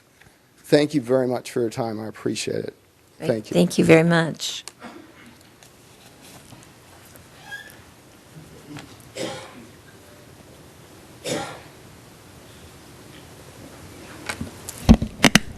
Good evening, Madam Mayor, council members. My name is John Twitchell. I'm a resident at Village at the Park, and I'm here tonight to speak of my displeasure with the meeting the other night. I currently am a member of a fire department. I'm a captain for a fire department that serves the greater Los Angeles area, and I'm really familiar with places of this nature. I'm not contesting the city's need for a home within its areas. I've read the staff report. I'm not contesting the fact that there are sick people that need places like that, as I have a sister that is currently residing in one. What I am here to contest is the fact that immersing this type of project, a business, in a residential area is not the best thing for the development being Village at the Park. To take it a step further, the EIR that you use was developed back in 2001, and to say that this city has not changed in 16 years' time is not accurate. Rancho Rosales School has grown from 425 students to over 825 students. The development has seen the sports park bring in a wide variety of traffic on a regular basis on the weekends, and compare that to the busier times that Oakmont then states they have on their websites listing all of their current places. That in conjunction with the school traffic, it's going to be a nightmare. Of those 26 and a half years of my career as a fire service personnel, I drove fire apparatus for 13 of those years. The ladder truck that was recently involved in a collision here in town is upwards of 40 feet long and weighs 32 tons. On average, it takes 169 feet at 40 miles per hour to bring that vehicle to a complete stop. The other night, Oakmont showed on the screen what their other facilities look like in other communities. What they failed to do was open up the screen to a bigger satellite picture and show that none of those areas or none of those homes are directly immersed and on four sides within a community. To take it a step further, so we have the safety aspect of that. In your staff report here that I made copies of dated May 16, 2017, you or the Planning Commission, they reference what the fire department does as far as Code 3 driving. I've spoken with their Assistant Chief Cook regarding this. There are 9 California vehicle codes that emergency personnel are supposed to follow. So the information contained in this report is inaccurate when they say that the sirens will be used off and on as when they hit the residential areas. The next thing also is that the actual fire station that you reference as its first in district is wrong. The miles from that station to the current proposed project is actually greater that you have listed in your report. So I would hope that if this does go to an appeal, and excuse me for going over, but I would hope that you would review this even further to see that some of the facts that are stated in here are not facts. Thank you. Thank you very much. Next, it was Tom Long and then Debbie Beck. Good evening, Madam Mayor, council members, and staff. My name is Tom Long. I'm a Camarillo resident and property owner at Village at the Park.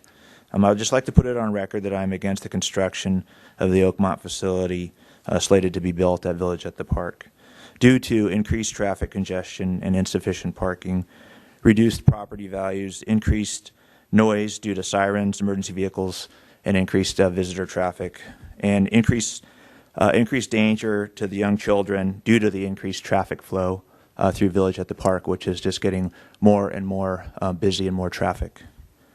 And also shift changes that will go on 24 hours a day.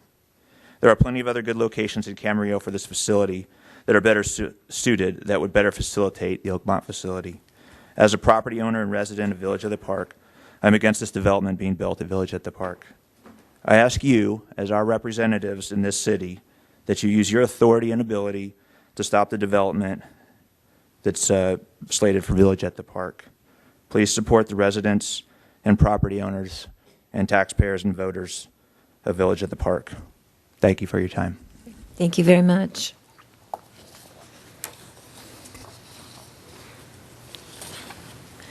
Debbie Beck and then Evelyn, I can't quite, Jancl, I think? Oh, sorry. You're next. Hello, Mayor and City Council members. My name is Debbie Beck, and I'm a resident at Village of the Park. I'm also a realtor in the local community and have been doing real estate for 14 years. Also, I own another business in Camarillo as well, so I have two. One of my biggest concerns, and I'm going to speak, I'm very much against the location of this project, not necessarily the project itself. I feel like there's better locations for this particular development. I live where my whole house borders Bridgehampton. I cannot sleep with my windows open now because of the traffic that's on Bridgehampton going towards Davenport. I cannot even imagine what it's going to be like with this, because I actually had my mother-in-law in a residential facility for 7 years with Alzheimer's, and every time she fell, they called the ambulance, and that could result in 2 to 3 times a week just for her alone. I also am caught between a rock and a hard place because I have a 67-year-old senior husband and a 5-year-old daughter that attends Rancho Rizal School. So I am, I see both sides of the picture.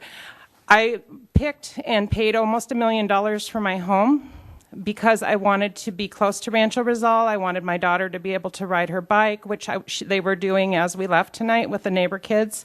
I wanted her to be able to walk to school. Right now, she can't even walk across Bridgehampton at Davenport because there is no stop sign there. I can't even imagine these, we sit and watch from our window and watch these kids almost get hit on a daily basis right now. Now, I know they're talking about that the workers of this facility might have public transportation. There isn't any public transportation in our neighborhood. There's 55 parking spots they're allotting supposedly for this, and there were supposed to be 5 memory care beds. Well, now I guess it's a third of the facility is going to be memory care, 27 beds. Where are these people going to park? I also know, being that I'm a real estate agent, if I was to sell my home, I would have to disclose the noise that's going on in that, and that's really going to affect my property values. Like I said, I paid almost $1 million for my house. I've lived there a year and a half. My neighbors are all extremely concerned about it because they all have kids. I would say on my street alone, over 75% of the people on the street have kids that attend Rancho Rizal School and walk there. So this would create just a major havoc. Is there any way that they can maybe look at another location like the one right off of Dawson? That's that huge empty land that might make a better location for them. So if this does go to appeal, I'm begging you as a resident to really give this some careful consideration and know that we're all going to be standing behind our neighbors and the children in our neighborhood to make sure that we live in a safe community. Thank you. Great, thank you very much. So Evelyn.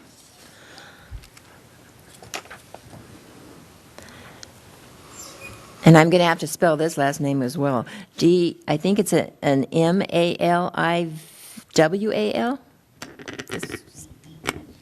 Oh, I'm not. Oh, you're next. Thank you. Good evening.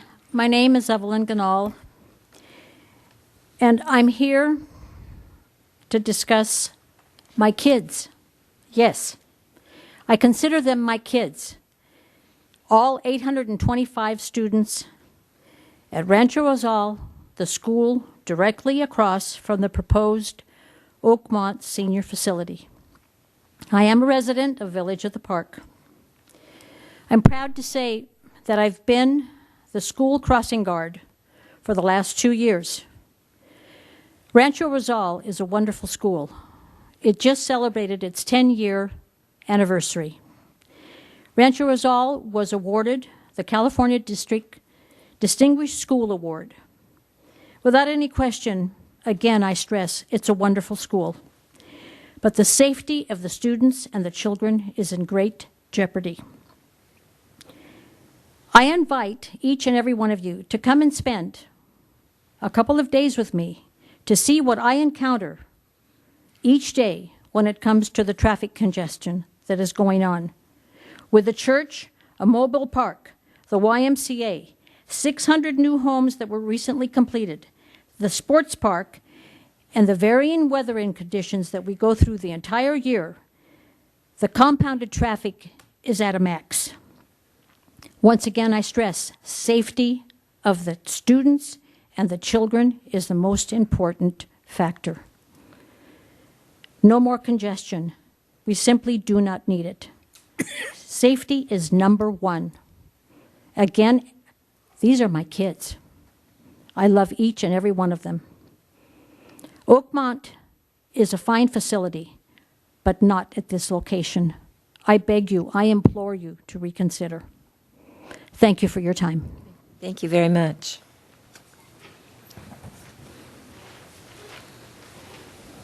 Fellow council members, my name You need to pull the mic up there. There you go. so my name is Amandeep, and I'm also resident of that place. And actually, my house is right near that place where this facility is being proposed. And as one of my fellow residents mentioned, I cannot keep my windows open to sleep in my own house. There is so much traffic already over there, and with having small kids, it's really difficult to even cross the road sometimes. And then with this facility being proposed over there, I can imagine it's going to be worst for me and my house value. And then recently, I mean, in the last 2 years, we have created so much development over there, more than 500 plus townhomes, which are already increasing the traffic in that area as well as the noise. And then no new park or nothing has been created over there. All these 500 new families are using the existing resources. And then, as my friend said, that we need to look into the facts, I look into the report, whatever is given, that initial study. And that initial study refers to the CEQA guidelines of 1998. CEQA guidelines are reviewed after every 2 years, and the last in the 2016. I don't know what all has changed in the 16 or 17 years in these guidelines, but certainly when these things have changed, we certainly need to review this whole report based on the current condition, not based on the 2001 conditions.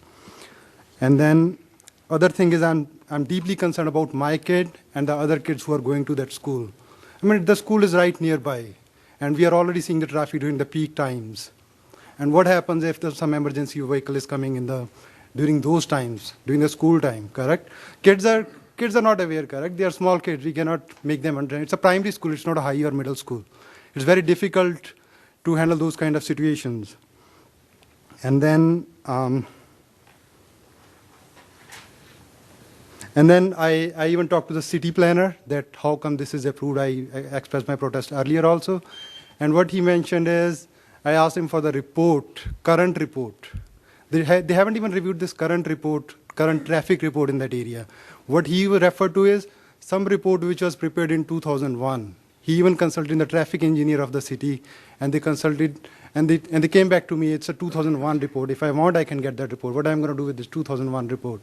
And I sincerely request you, it's really going to be worst for me, for my family, with increasing too much traffic and noise over there. And I sincerely request that you review this decision. And I know the deadline to pass an appeal on this case is this Friday. And I know there's a hefty fees paid mentioned to put this appeal. If not, at least we want you to review this decision and waive off that fees for us. Thank you very much. Thank you. Next, we have Paul Jones. And then Margot. Hello, I'm Paul Jones. You're Paul Jones. Thank you okay. for letting me speak. I live at the Wickford in Village at the Park. I have to deal with the traffic that school has every time there's a major event. It's a nightmare. And to put this facility in is going to create a bottleneck there. There's already kids almost getting run over by cars. People pull illegal U-turns on that street all the time. If that facility is there, it's going to create such a bottleneck that there is going to be car accidents. There is also going to be another target for thieves. We're having a major problem with people breaking into cars in the neighborhood. That's going to be a big old target for people to come into. Another proposal I have is at the end of Village of the Park, right at Dawson, there's an open field there. There would be 2 streets for access plus a signal light as an option. That is a much better spot as that proposed spot. That's all I have to say. Could I ask a question? I keep hearing this Dawson one. Where is this? I'm sorry. At the corner of Dawson and Village at the Park, there's a freeway entrance right there. There's a signal light that they just put up that is not operating yet. Oh, with commercially zoned areas. Huh? Those are commercially zoned already? Yes. Okay, well, there's residents right there, so it's confusing because there's already residents right there at the border of it. Commercial. Okay.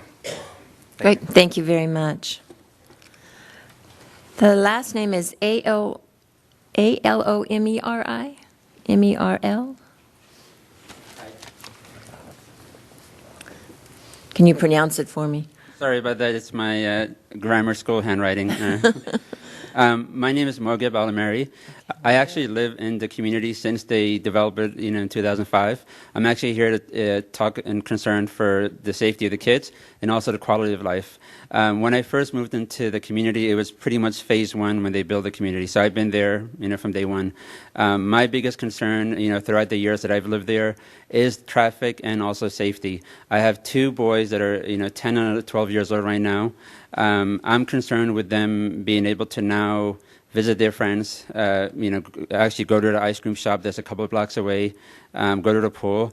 Right now they ride their skateboards, they take their bikes, neighborhood kids all gather together and, they're crisscrossing streets. Over the years, I've noticed more and more traffic. It's getting to the point now that in the morning when I leave my community, I'm pretty much zoned in. There's no exit for me to actually leave without encountering traffic. I've seen it gradually happen over the years, and my concern right now with this new facility being built, we're increasing traffic. I'm concerned about my kids' safety. I really don't feel comfortable with them being able to just go to their friend's house or go to the ice cream shop or even go to the pool without me having to actually be there to watch them. My question, I guess, to you guys or to the board is, how does this benefit the community? I understand what it was zoned for. I understand all the many uses. But how does it benefit the community right now? Adding this facility, to me, does not benefit the community. I agree. I actually like the design of it. I like the idea behind it. I don't agree with the location. There's far better locations than putting it smack in the middle of a residential area. Again, I'm talking and concerned for my kids, the safety, and the traffic. Thank you for your time. Great. Thank you very much. Next, we have Jay Evans. Good evening, council members. I'm Jay Evans, and I'm here representing the seniors in our community. Most of you know that I'm active in our Council on Aging and area agency on aging. And I attended the Planning Commission, and I wanted to compliment the staff on the excellent report, which identified how this project would meet several of the housing goals that the city has established. I was also pleased, because I am a supporter of the project, on the Planning Commission's 5-0 vote recommending approval of the project. I also pointed out at that hearing that the Council on Aging did a community survey in early 2015, and one of the questions was, if you could no longer stay in the home you rent or own because of health reasons, which of the following options would you consider and could afford? And the options included moving to a board and care, moving into assisted living, moving to a skilled nursing facility, moving with family, moving to a continuing care community. And the most frequently answered preference was assisted living. The staff report also identified the occupancy rates in the existing assisted living, which demonstrates a definite need for additional options and additional capacity.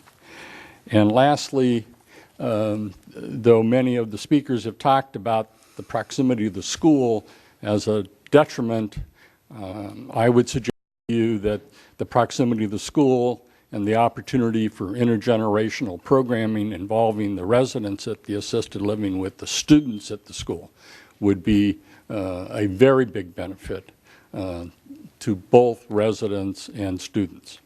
Thank you. Great, thank you very much. Next, we have Drew McCoy.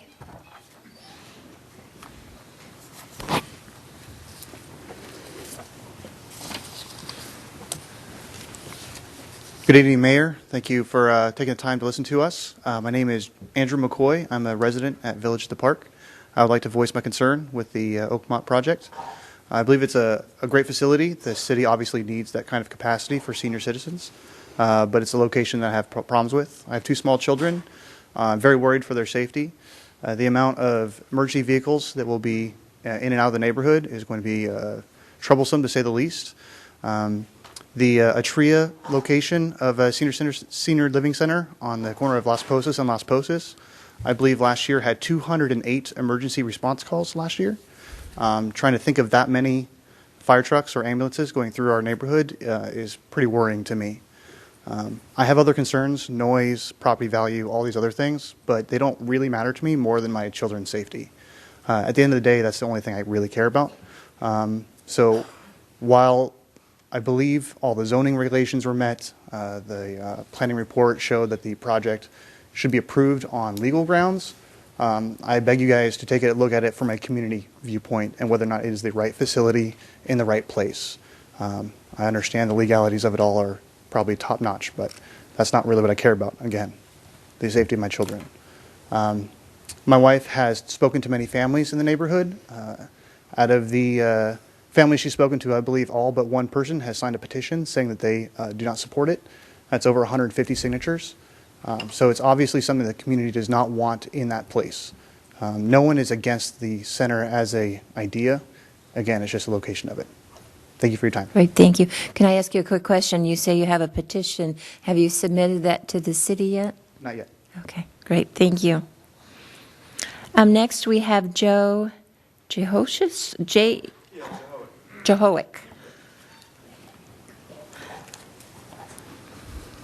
Okay, I'm not very good at public speaking, but I felt compelled to tell my story. My name's Joe Jehowick. My wife and I and our 3-year-old son moved into Village of the Park exactly 1 year ago, to almost to the day.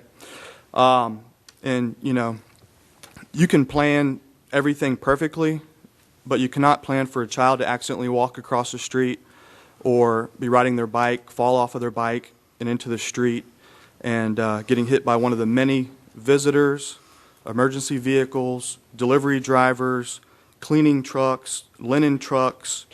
You know, there's the traffic that's going to come from Oakmont. I speak deep down in my heart when I tell you this story. 3 years ago, my 61-year-old father was crossing the street, and he was ran over and killed by a tow truck. And the tow truck drug him about 200, not to be morbid, but the tow truck drove him about 200 yards to his death. I'm sure that all of you in the room probably have children, grandchildren, maybe even great-grandchildren, and you'll agree that all it takes is for one child to get hit by a car, and you know, and their life end like my father's life ended. This isn't about, you know, when I heard about this, I thought about the traffic and the sirens and how annoyed it would be to you know, to hear all these noises. I wouldn't be able to sleep with my window open. But this really isn't about the noise and the traffic. This is 110% about keeping the kids safe. This is a well-planned facility, but I don't know if they got, or I don't know if I can say this, but I don't know if they got a really good deal on this piece of property or something, but this is a absolute horrible location. I mean, it's like they threw a dart at a board and said, where's the worst place we could possibly put this building? Boom, bullseye. And this is the worst place that they could put this facility. You got the school right there. You've got a ton of kids, you know, aging from, you know, newborn to, you know, teenagers. I mean, there's a ton of kids that live in this community.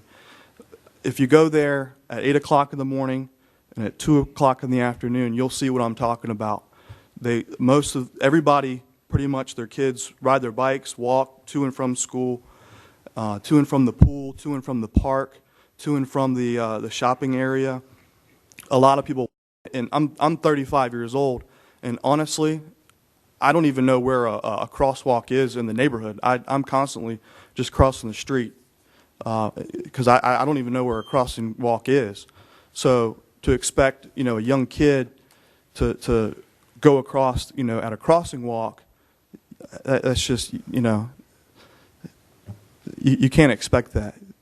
The traffic that this is going to cause is just going to be a major problem. Thank you for listening. Thank you very much. And I'm so sorry about your father. Our next speaker is Julie Lee.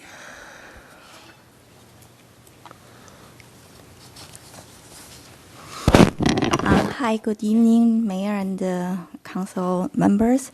And I'm here, talk about this Oakmont. I was here last Tuesday to that public hearing.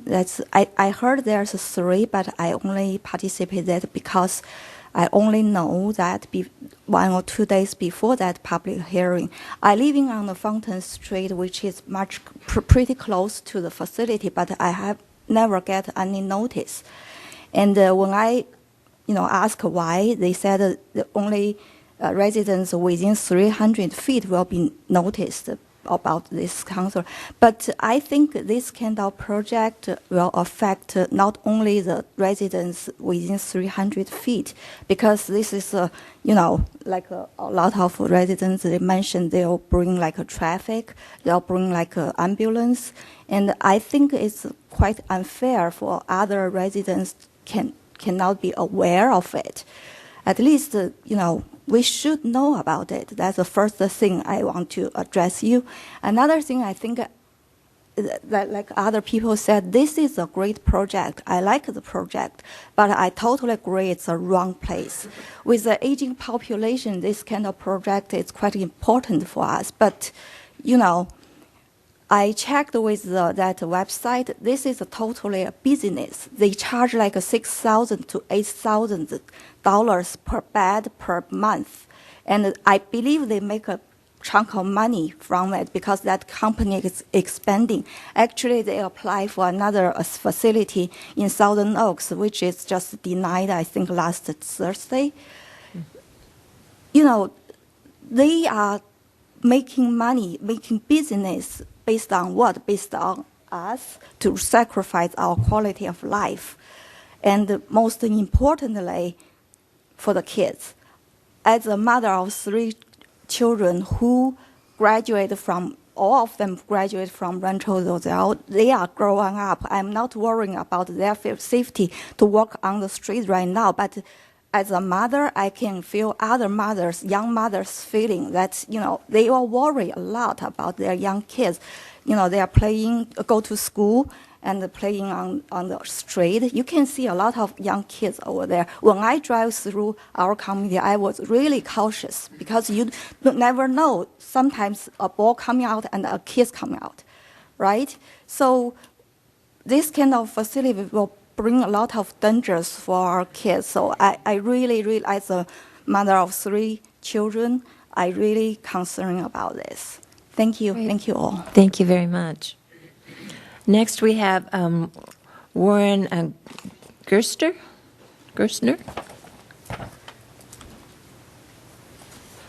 And after that, A.J. Gonzalez.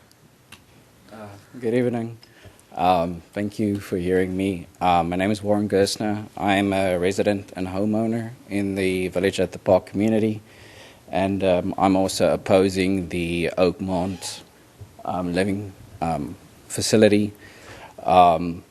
Everybody's made great points. I'm just going to reiterate the points.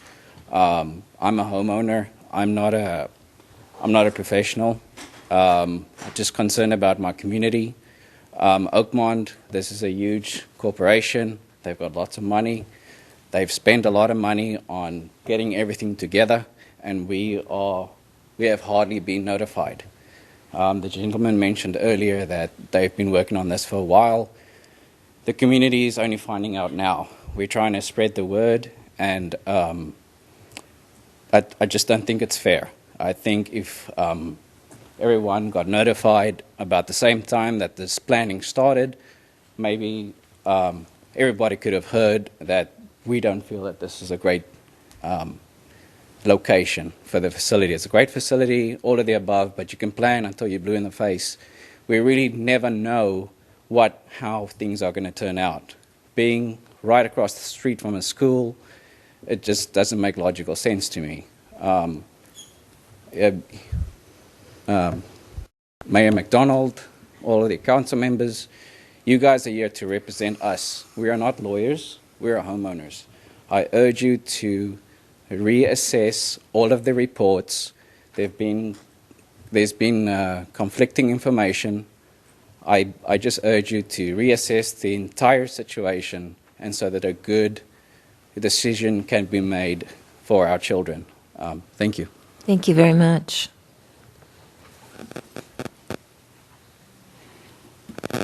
And after this speaker, then Jason Francisco.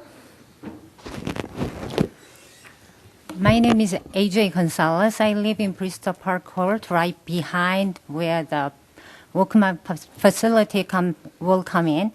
Originally, I wasn't really against it. I really love seniors. In fact, I volunteer at the senior in Thousand Oaks. There is a senior center. Once a month, I go with my children and do activities there because I love seniors. And then I think Oakmont developers, they are wonderful people to build a lot of good things for senior people. But the reason, and everybody talk about traffic and all that, so I do not want to repeat what other people already says. But council members, Google a few senior living center and see how many facility is like nestled inside 3 sides, and then school, and then there is a big soccer field. And it's only 50 feet away from the facility. I haven't seen any facility like that. So that's really my concern. And, my husband works further away, but we chose Camarillo because we don't want to leave place like Los Angeles, just packed in. And just like a few moms says earlier, cannot take a walk. And there are a lot of traffic. And then you cannot sleep at night. I think sleeping well is everyone's right. But once we have sirens, once in a while we have, it's going to be hard to sleep at night. Once you wake up the next morning, your day is totally ruined. So, again, please look at the map, how many facility has this kind of location. It's too close. I think that's all I wanted to say. Thank you. Great. Thank you very much. And Jason. Good evening, Madam Mayor and everybody. I don't really know where to begin. I was here last Can you state your name for the record? Jason Sorry. Francisco, 12-year resident of Village at the Park. I was here last week for the public hearing, and I didn't speak. My 13-year-old daughter spoke.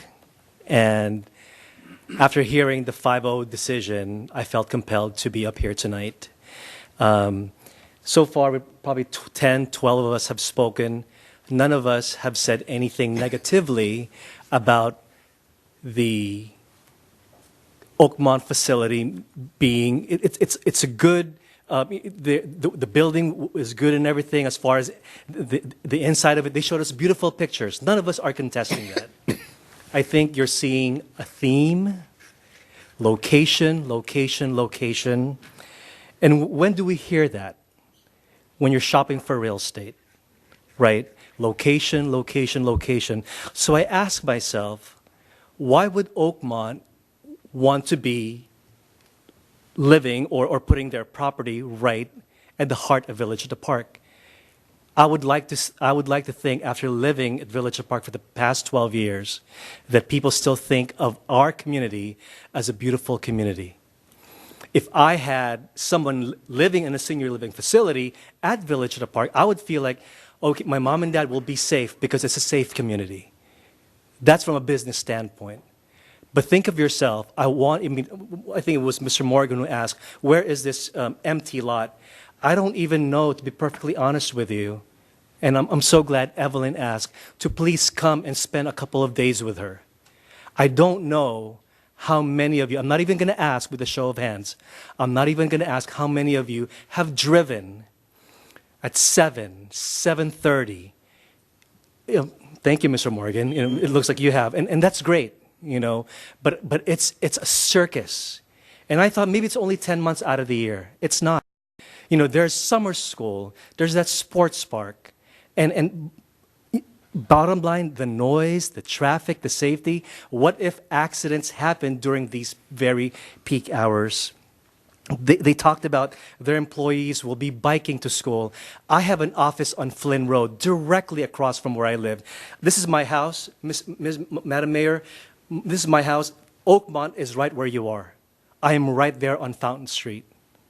And so it's a very big concern, but I have an office on Flynn Road. I told myself I'm going to walk, I'm going to ride my bike. 12 years, never happened. Never happened. So I don't know what happened last week, but we are speaking now, because if we don't, I don't know else who will. Thank you. Great, thank you very much. That is the last of the speaker sheets I have. Would anyone else like to address us?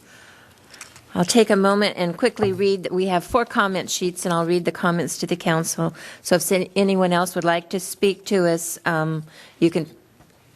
Yeah, go ahead, and I'll just read a couple while you're coming up, and if you'll give that to the city clerk. The first one says, traffic problems for both school and the possible senior center. The next one is emergency response and sirens and lights will run day and night through the 3 main arterials in our neighborhood. The next one, I believe the corner of Village at the Park Drive in Davenport is a dangerous location for a senior living facility. The morning and afternoon elementary school drop-off involves congestion, traffic, children, and parents in the event of an emergency. At the facility, many children would be at risk. I'm also concerned about the emergency medical lights and sirens that will cause a disturbance throughout our quiet neighborhood, especially at night, when so many children are asleep. In conclusion, I would appreciate it if the City Council researches this location and the facts about the facility prior to allowing construction to begin. And the next one says they oppose the proposed Oakmont facility at Village at the Park. We have another speaker. If you'll give your name for the record, I'd appreciate it. Good evening. My name is Ethan Francisco. I've lived in Village at the Park for 12 years. I've gone through that school, and I know what it's like to, walk across. I know the traffic. I know everything because I've gone through it. I have siblings. I have cousins. I know these little kids that my family has known forever, and I know what it's like to be going around that area. Honestly, there's been many times where I've seen kids just go across the street and almost get hit by cars. But just imagine when there's a parking lot and a facility in that area where there's also a school in that area, and just think about kids during those hours. There's many kids walking to school, going around school, and not only that, about the school, the park, which is also in that area, there's people parking by my house pretty much too. As my father said, you are where Oakmont is, and it's very close, and to think that the park is very close to that too, just the traffic and everything. I know the traffic's like too, going around the neighborhood. I just, like the people say, I don't have anything negative about the facility, it's just the location. And just put into my perspective how I've grown in this neighborhood for 12 years, and I just know how it's like, even when I was at young of age. I just don't think it's the right location for this facility to be there. Thank you. Great, thank you very much. We received 2 more nonverbal comments sheets. First one is not a good place for a senior retirement facility, and the next one is not the right place to build the facility. So that is all the speaker sheets I have. Anyone else in the audience want to address the council? Okay. I would like to ask the city attorney if you can explain where we are in all this process and what can be done and can't be done.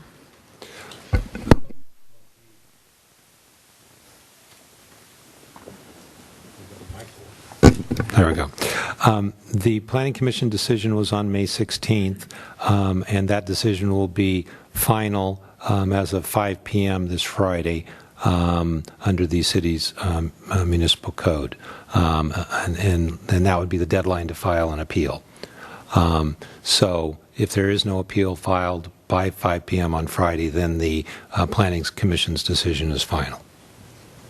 And how are appeals filed? And who can file them?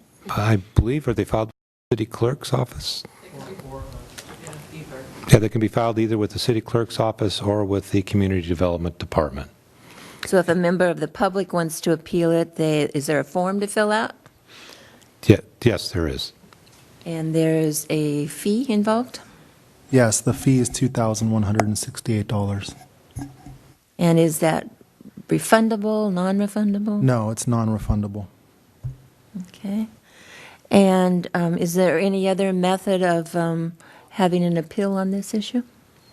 There's no other method of having an appeal. The city council could grant an order of review.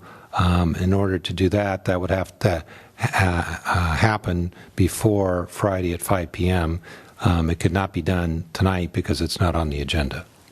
So you simply have to have the order of review, so it would entail a special meeting of the city council, but you don't debate it, you just agree to have the order of review. What you would, the discussion item at that special meeting would be whether to approve an order of review, and then you would schedule the hearing on the review for a future date. Future date, so it would just be a decision of whether to have a order of review. And who can call a special meeting of the city council? That is something that can be done under the Brown Act by the mayor or by a majority of the council.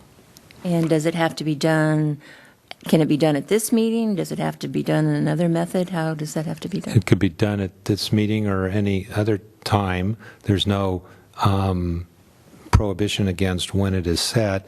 The only issue being that the notice requirement is 24 hours. So I've told you that the decision will be final at 5 p.m. on Friday, so the special meeting by the council would have to be held sometime before 5 p.m. on Friday, and then the notice would have to go out 24 hours before that. Council, does anyone else have any questions? I just have one, because I've got to make sure this is clear.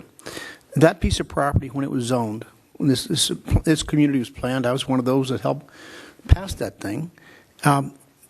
That piece of property was zoned for certain things, and it's limited to those things right now unless we're going to go change the zoning. What kind of limitations are on that property? What can be, under the present zoning, what can be built there besides just this? So the zoning for that property is residential plan development permit, and under the permitted uses, A little closer to the microphone. So excuse me, pardon me. A daycare facility, public school, elementary or junior high school,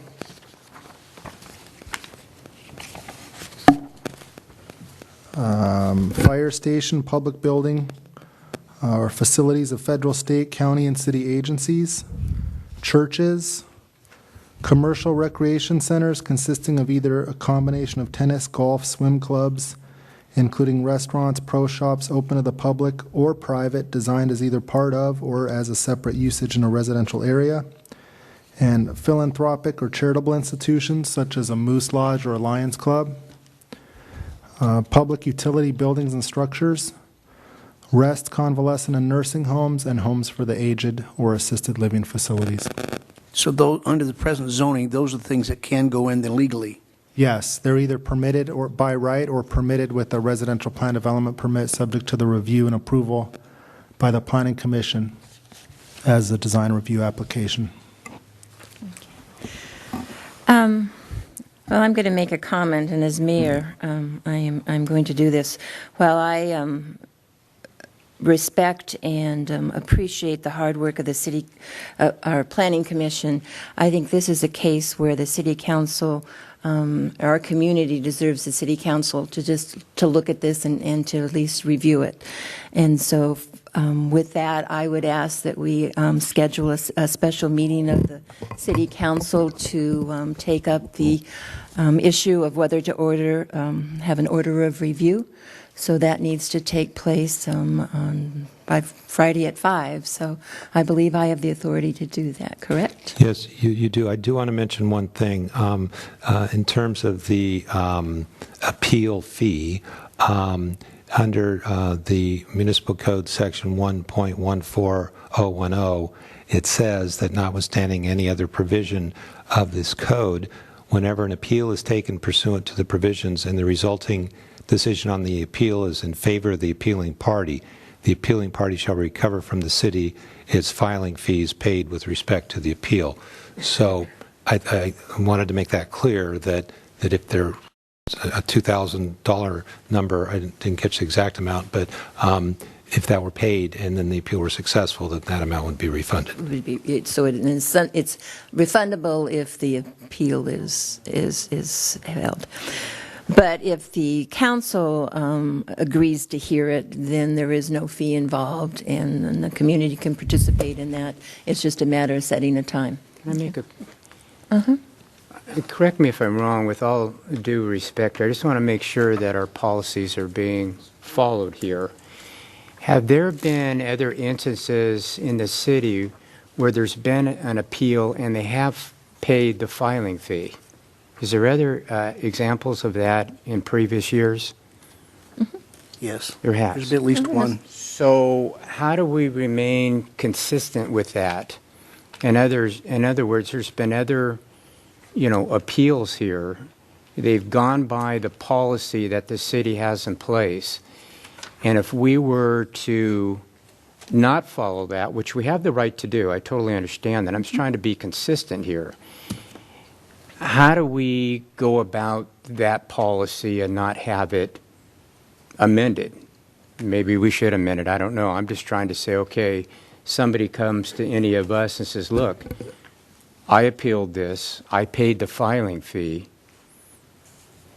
I was either unaware that there was another option I had or what. How do we remain consistent? Maybe that's a legal question. Well, that's why I asked the question, or what are the methodology that you can use here, and I was given two choices. And that was absolutely correct advice. And just so I'm clear, if the mayor has called a meeting, hasn't set a time, but if the meeting is held, that meeting will not debate whether to have whether to allow the Planning Commission's decision to proceed or not. That meeting will only be about whether to hold a special meeting. No, it would only be about whether to put it on the agenda for all of us to discuss that. It would be whether to issue an order of review. So But that means have an agenda item when we actually discuss that. Yes. So at the special meeting that would need to take place before 5 p.m. this Friday, the discussion would be, the issue would be whether to issue an order of review. And the discussion would be limited to that issue, not necessarily to the merits of the project. Now, having said that, it is a little bit difficult to have a discussion about whether to have an order of review without discussing what you're reviewing. So But we're not going to be making a decision. that's correct. Well, I just want everybody to understand what's going to happen. right. You are going to be making a decision. If you have this special meeting, the decision would be whether to grant an order of review, and it would not be a decision on the merits of the appeal. The merits. Well, of the, I think you're merits still of the speaking project. legal, and I think there could be people who don't understand it. So let's get it down to real English. All right. We will be discussing whether or not to have a meeting at which we will make a decision as to whether the Planning Commission's decision stands or not. That's right. But the meeting on Friday will only be limited to whether we're going to have a third meeting at which we'll discuss that. Yes. So, and then to sum it up a little further is, so if we go that route, the city council has a special meeting. The city council can decide whether to have the meeting, the order of review, or if there are not 3 votes to do that, then that's it. On the other hand, if the community were to file an appeal, pay the fee, they're guaranteed that hearing. So that's a little bit of, That's is that correct. correct? Yes, that's correct. Well, I'm sorry. Madam Mayor, I've got a question then relative to procedure. Let's hypothesize that there's a special meeting on Friday afternoon at 2 o'clock, and the council declines to issue an order of review. That does not obviate the president's right to appeal. Only up until 5 o'clock. Well, you said that's it, and I wanted to be sure that. Oh, that's true. You didn't mean that's it. There's no right of appeal. No, they can go that route. They could do it now. That's a separate and segregable right. Absolutely, and it's a guarantee that an appeal will occur. And I'm looking at the city attorney just to make sure my understanding of the procedure is correct. Yeah, that's right. If you had a special meeting on Friday at 2 and the decision of the council was not to grant review, then any interested party could file a notice of appeal prior to 5 p.m. on Friday.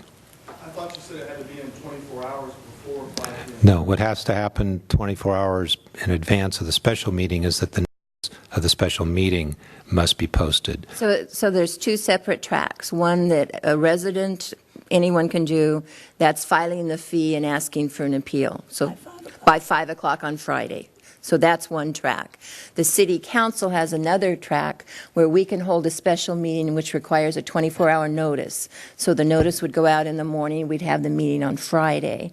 At that meeting, the city council, a majority of the council, can decide to order a review, which means they would schedule a meeting at a future date, at a future council meeting, to discuss the issue.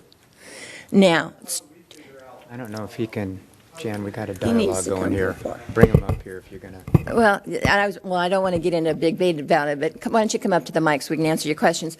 Strategically, I think Mr. Trimbley just brought up something. Let's say we had our meeting at 10 o'clock in the morning, and 3 of the council members decided not to send it on for an order of review. The residents could still come in before 5 o'clock and file with that filing fee and ask for an appeal. So there's 2 tracks kind of going. My concern is, like, let's say I'll have the meeting at 4:30 and 4:59 rolls around. Right.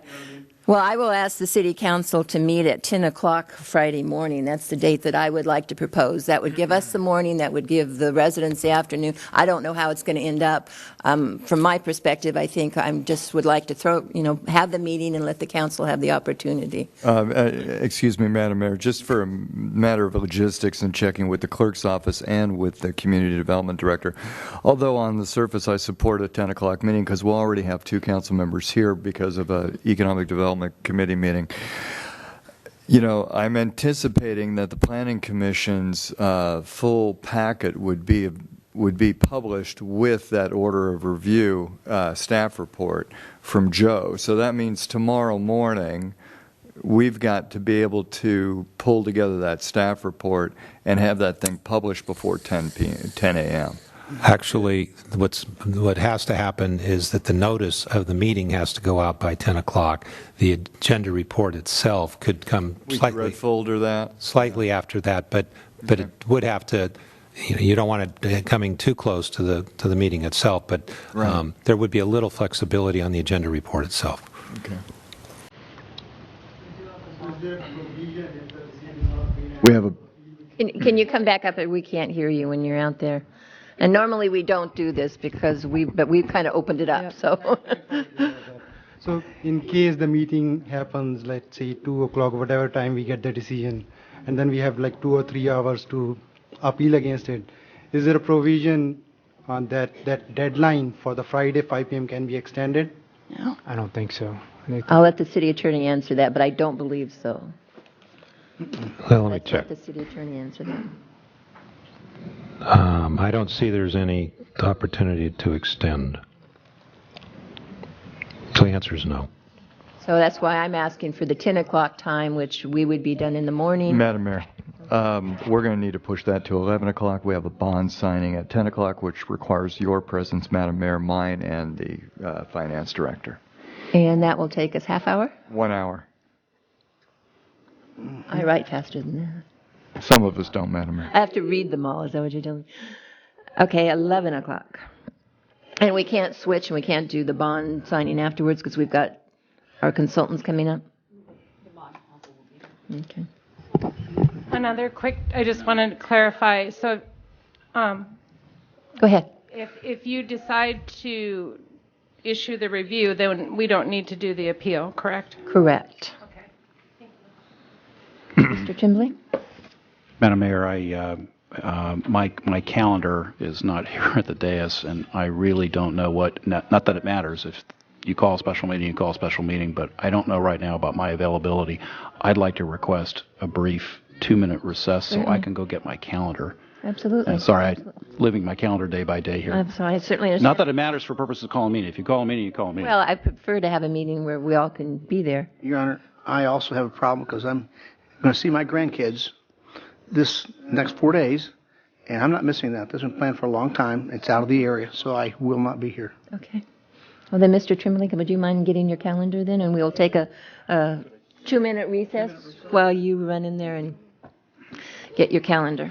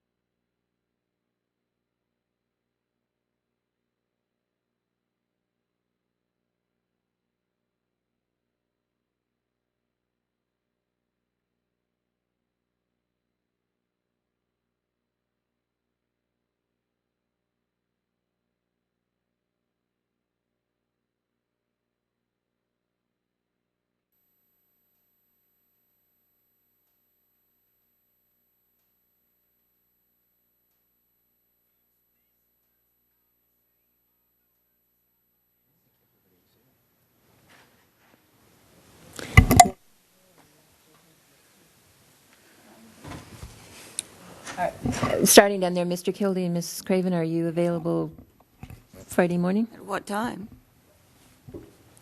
Let's go to Mr. Tremblay. What time are you available? If I'm understanding correctly that the current conversation is 11 o'clock, I can be available at that time. Then 11? Mr. Kildee, you're here with me at 8:30. I'll have to see if I can get somebody to open the shop. I'll have to, I can't call anybody now, but I can call them tomorrow. That's where 10 o'clock would be. Of course, 10 o'clock is when you open anyway, so either way you'd have to do it. I'll have to see. Okay, and Mrs. Craven? I can be here at 11. Okay. Then that said, then I would like to call a special meeting on Friday at 11 o'clock. And that's that. So Friday, 11 o'clock in the council chambers, right here. And how will we know the decision of your 11 o'clock meeting? Whether Try to have somebody here. The city clerk's office, they can call your office? Is that a good? Or just call the city clerk and ask. So call the city clerk's office, 388-5315. Well, 388-5315?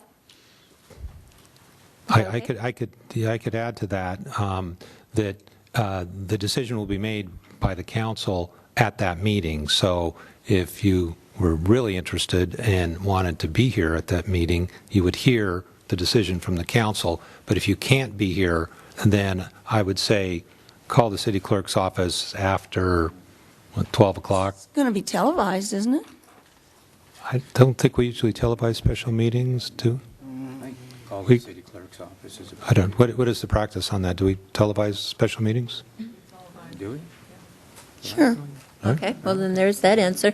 The question was asked, it is an open meeting, and to which I answered yes. And being an open meeting, there would be a time for public comment as well, because we have to take public comment, correct? Yes. And I think it's worth mentioning that, I know it's already been said, but that the action that the council would be taking on Friday would be a decision of whether to grant review or not a decision of whether to overturn the Planning Commission decision. I think everyone understands that, correct? You can all shake your heads. All right, so we're set? Okay. Well, thank you all for coming, and I'm assuming we'll see some of you on Friday, and I guess this is how you describe what democracy is all about. We're all a part of making our decisions, so thank you very much.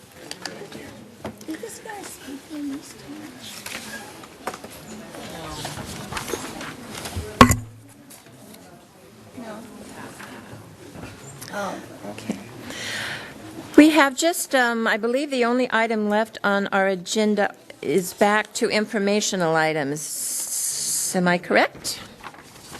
Yes. Okay, so we will start with the city manager. Do you have anything tonight? No items, Madam Mayor. Thank you. City attorney? I have no items. Thank you very much.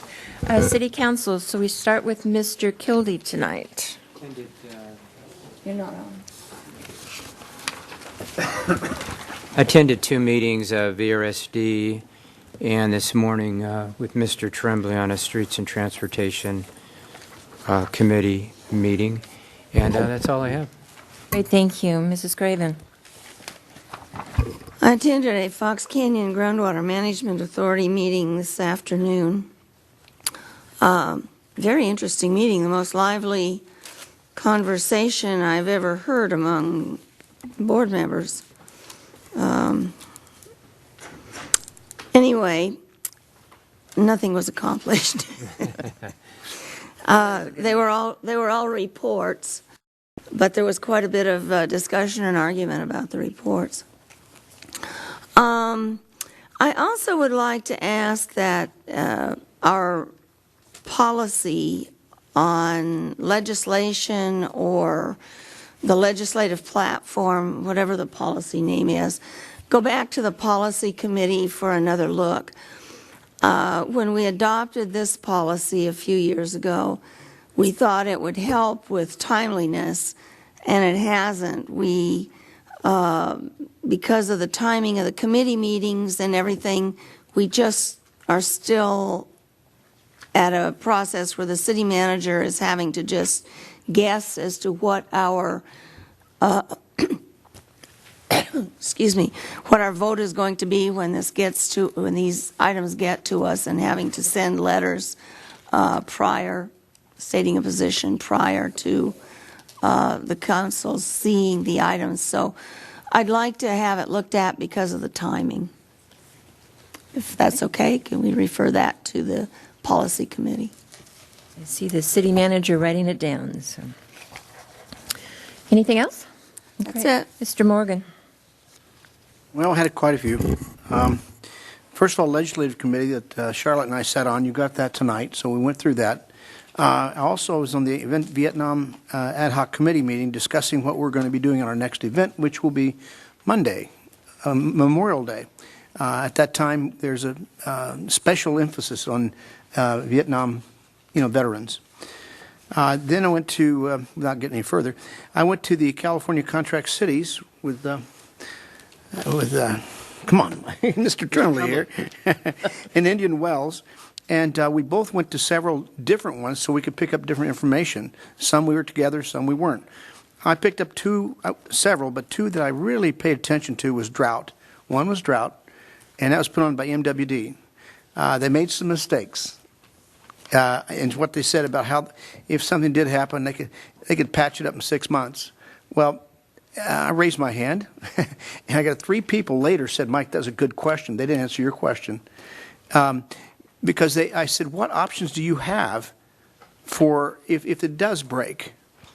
and they said that, they've got this thing called a straw that they put through the water after they've restacked and, while they're working on redoing the delta. Delta's 60 feet high above the water. I mean, the water's above the land. And it's miles long. And so when they didn't get these questions answered very well, I said, what's that going to do to Southern California if we would be out? They thought we'd be out without water for 6 months. No. Every Department of Water, the MWD people I've been to on conferences and everything else has said 3 months to 3 years. And so what they were saying was not what I've heard from their upper people. Callegas also told me, I'll tell you that in a second. But anyway, one of the little ladies from MWD came and sat next to me and said, we've got rocks already stacked up to get it done in 6 months. I said, 60 feet high, a mile wide, and you're going to get it in 6? I don't think so. And so she told me about the straw thing while they're waiting. They would go through the water on the outside, all the way where the clear water is, and bring it back to the aqueduct. I said, that straw will feed L.A. about not even a tenth of what it needs. And so they were saying some things that are just kind of, I don't know if it's misleading because they don't want to worry people or what. But anyway, we got through that. I also went to there's a conference where we had two legislators. I won't tell you what party, but you can figure it out, that were for Prop 95. Is it 95? 95, right? Yeah, it's 95. 95 is one that they're looking at and proposing right now that every sheriff's department, every sheriff's group and throughout the state and so on that runs jails spoke against it in the next seminar. What it does is says you will not tell INS that you're releasing people, period. In other words, making every county, every jail like a sanctuary jail. But the people that were up there, legislators, said, no, they give 30 days notice. So I waited till that was over and went and talked to both of them at the same time. And I said, have you read that bill? Well, we were told. That's exactly what I was told. We were told. I said, have you read it? It does not say you get a 30-day notice. Period. And when the sheriffs had the next day, when they had theirs, they said the same thing. That they're being told the wrong information, their own legislators up there. So anyway, it's kind of disappointing. It's kind of sad when you look at who we elected and what they're doing with the information or not reading it. Like Ms. Pelosi once said, don't read it now, Obamacare, we'll read it later. That's kind of what's happening with a lot of bills. Anyway, I'll let that go. Let's go to the next one. Next one was a harassment hearing, training. I think all of us were, but Charlotte. And that was very interesting, long, drawn out, but we have to do it. Charlotte will have her turn next at the long, drawn-out facility.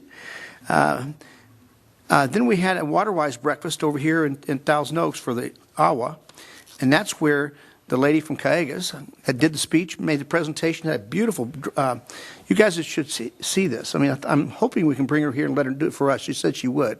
It would catch you up on everything that's happening with water and so on, but also she said, no, they're wrong. When I told her what happened down in Indian Wells, she said they're wrong. And so there's some things going on in the MWD that always are correct.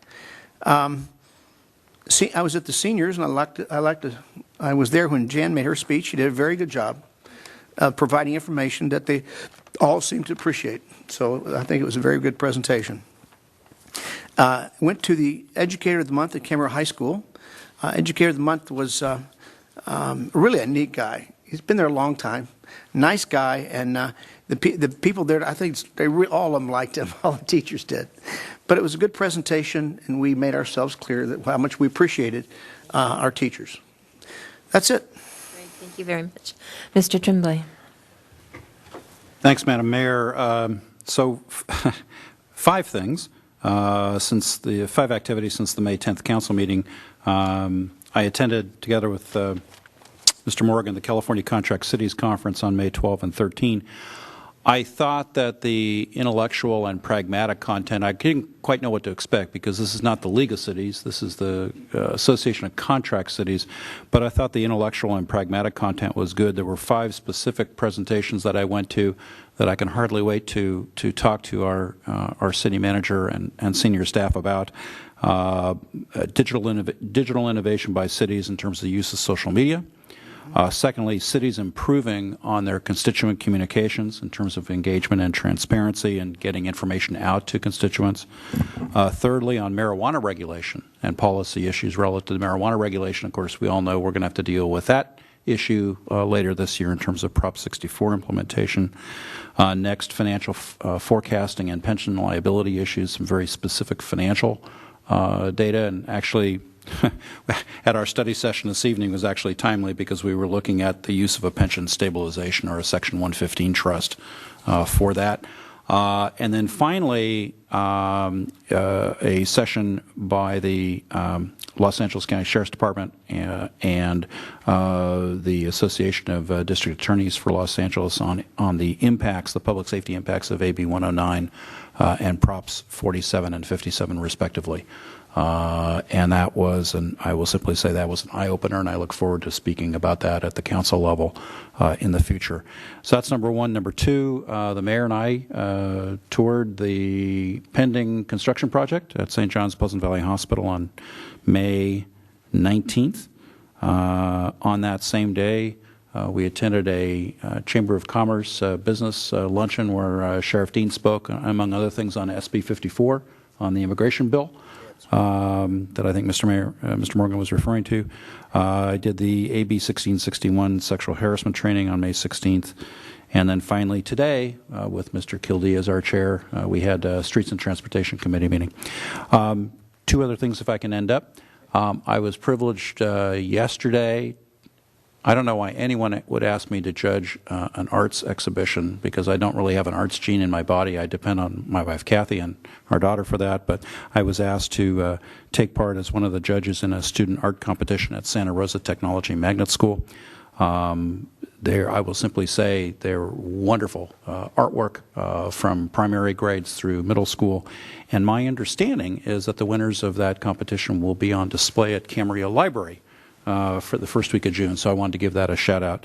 And then finally, I thought Mr. Lorimer's comments today regarding Memorial Day and the meaning behind Memorial Day were very good and right on point. And I don't know what our protocol is here in terms of adjourning in memory of veterans or memory of those who have sacrificed their lives for our country, but I would like to suggest that we consider adjourning in memory of veterans who paid the ultimate sacrifice and who are being honored on Memorial Day.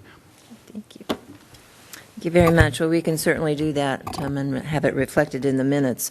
It obviously, we need to appreciate that and remember that every day, but at Memorial Day, it is when it comes to everyone's attention, and we certainly can reflect that in the minutes.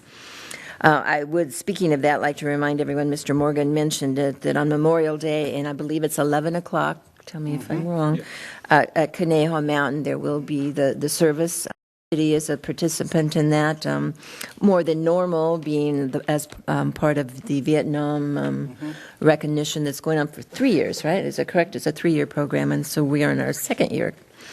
And so the city will participate in that. So we encourage people to come out and show their respects and be a part of the community and saying thank you. So we certainly do appreciate those who've served the country in the military. And I always like to include our first responders who service us so well at home. A couple of meetings that I attended, I have had VCOG and VCTC since we met. VCOG, we did talk about brick and mortar and where it's going and how you have to be very creative in getting your shopping centers to compete and to stay alive. And it was kind of interesting to hear some of the different things that they're doing in order to make them successful and keep them going. I had the honor of being at the Citizen Academy as they graduated their last class. This was a group, their enthusiasm bubbled over. They were so excited about the whole process and truly did learn a great deal about the Sheriff's Department and gained a great deal of respect for what they do. And it's always fun to be there, but for some reason this group was just a very lively group, if that's the way of putting it. They were very, very excited. So I thank our Sheriff's Department. I thank the volunteers. Our Citizen Patrol participates in that and helps that. So that's always a fun one. And a few that were mentioned, I'll just add to them since I was there as well. I obviously did our training. As happens in the state, when someone does something wrong, then we all have to be trained so we don't do it. And of course, the sexual harassment training stemmed from the mayor of San Diego, who found himself in some bit of trouble. I can honestly tell you, I believe this is the only time I have put graffiti on a public building. I did have the honor of signing a beam in the hospital. So, and I noticed Mrs. Craven was right above me, so you've done it, or below, right next to me, I think it was. So you've done it as well. So Yeah, it's going to be drywall. It won't be public art. It'll be all covered up with drywall. Well, but it was kind of fun. You'll see mine and Kevin's too. So we've all done it now. Oh, I signed. You didn't sign. Well, you better go back and do it so you're not the only one that hasn't. Yeah. It will, but it was kind of fun. But it's just coming along. It's just amazing to look at that building, and it's just. And the part that I found so interesting, I mean, there's pipes and, it's just everywhere. But the workers have iPads, so you don't have big old drawings now. They're all carrying around an iPad with their drawings, so it's just amazing to watch. It's just phenomenal. He also attended the presentation at the Chamber by Sheriff Dean, and as usual, he gives us lots of information and does indeed entertain as well. So with that is all I have. If there's nothing else. Just one thing. Did we do something for Mr. Aceves last time? We did that last time. That was last time, right? Okay. Correct. I believe we have completed our closed sessions, or we have to go back? Madam Mayor, we have one study session and a closed session remaining. Well, I was going home. Okay, so we will recess then to a study session, to finish our study sessions, a closed session. We will, when we do adjourn in the memory of all those who have served our country. And then we will adjourn to our budget study session on June the 7th at 6 p.m. at the library. So with that, we are recessed.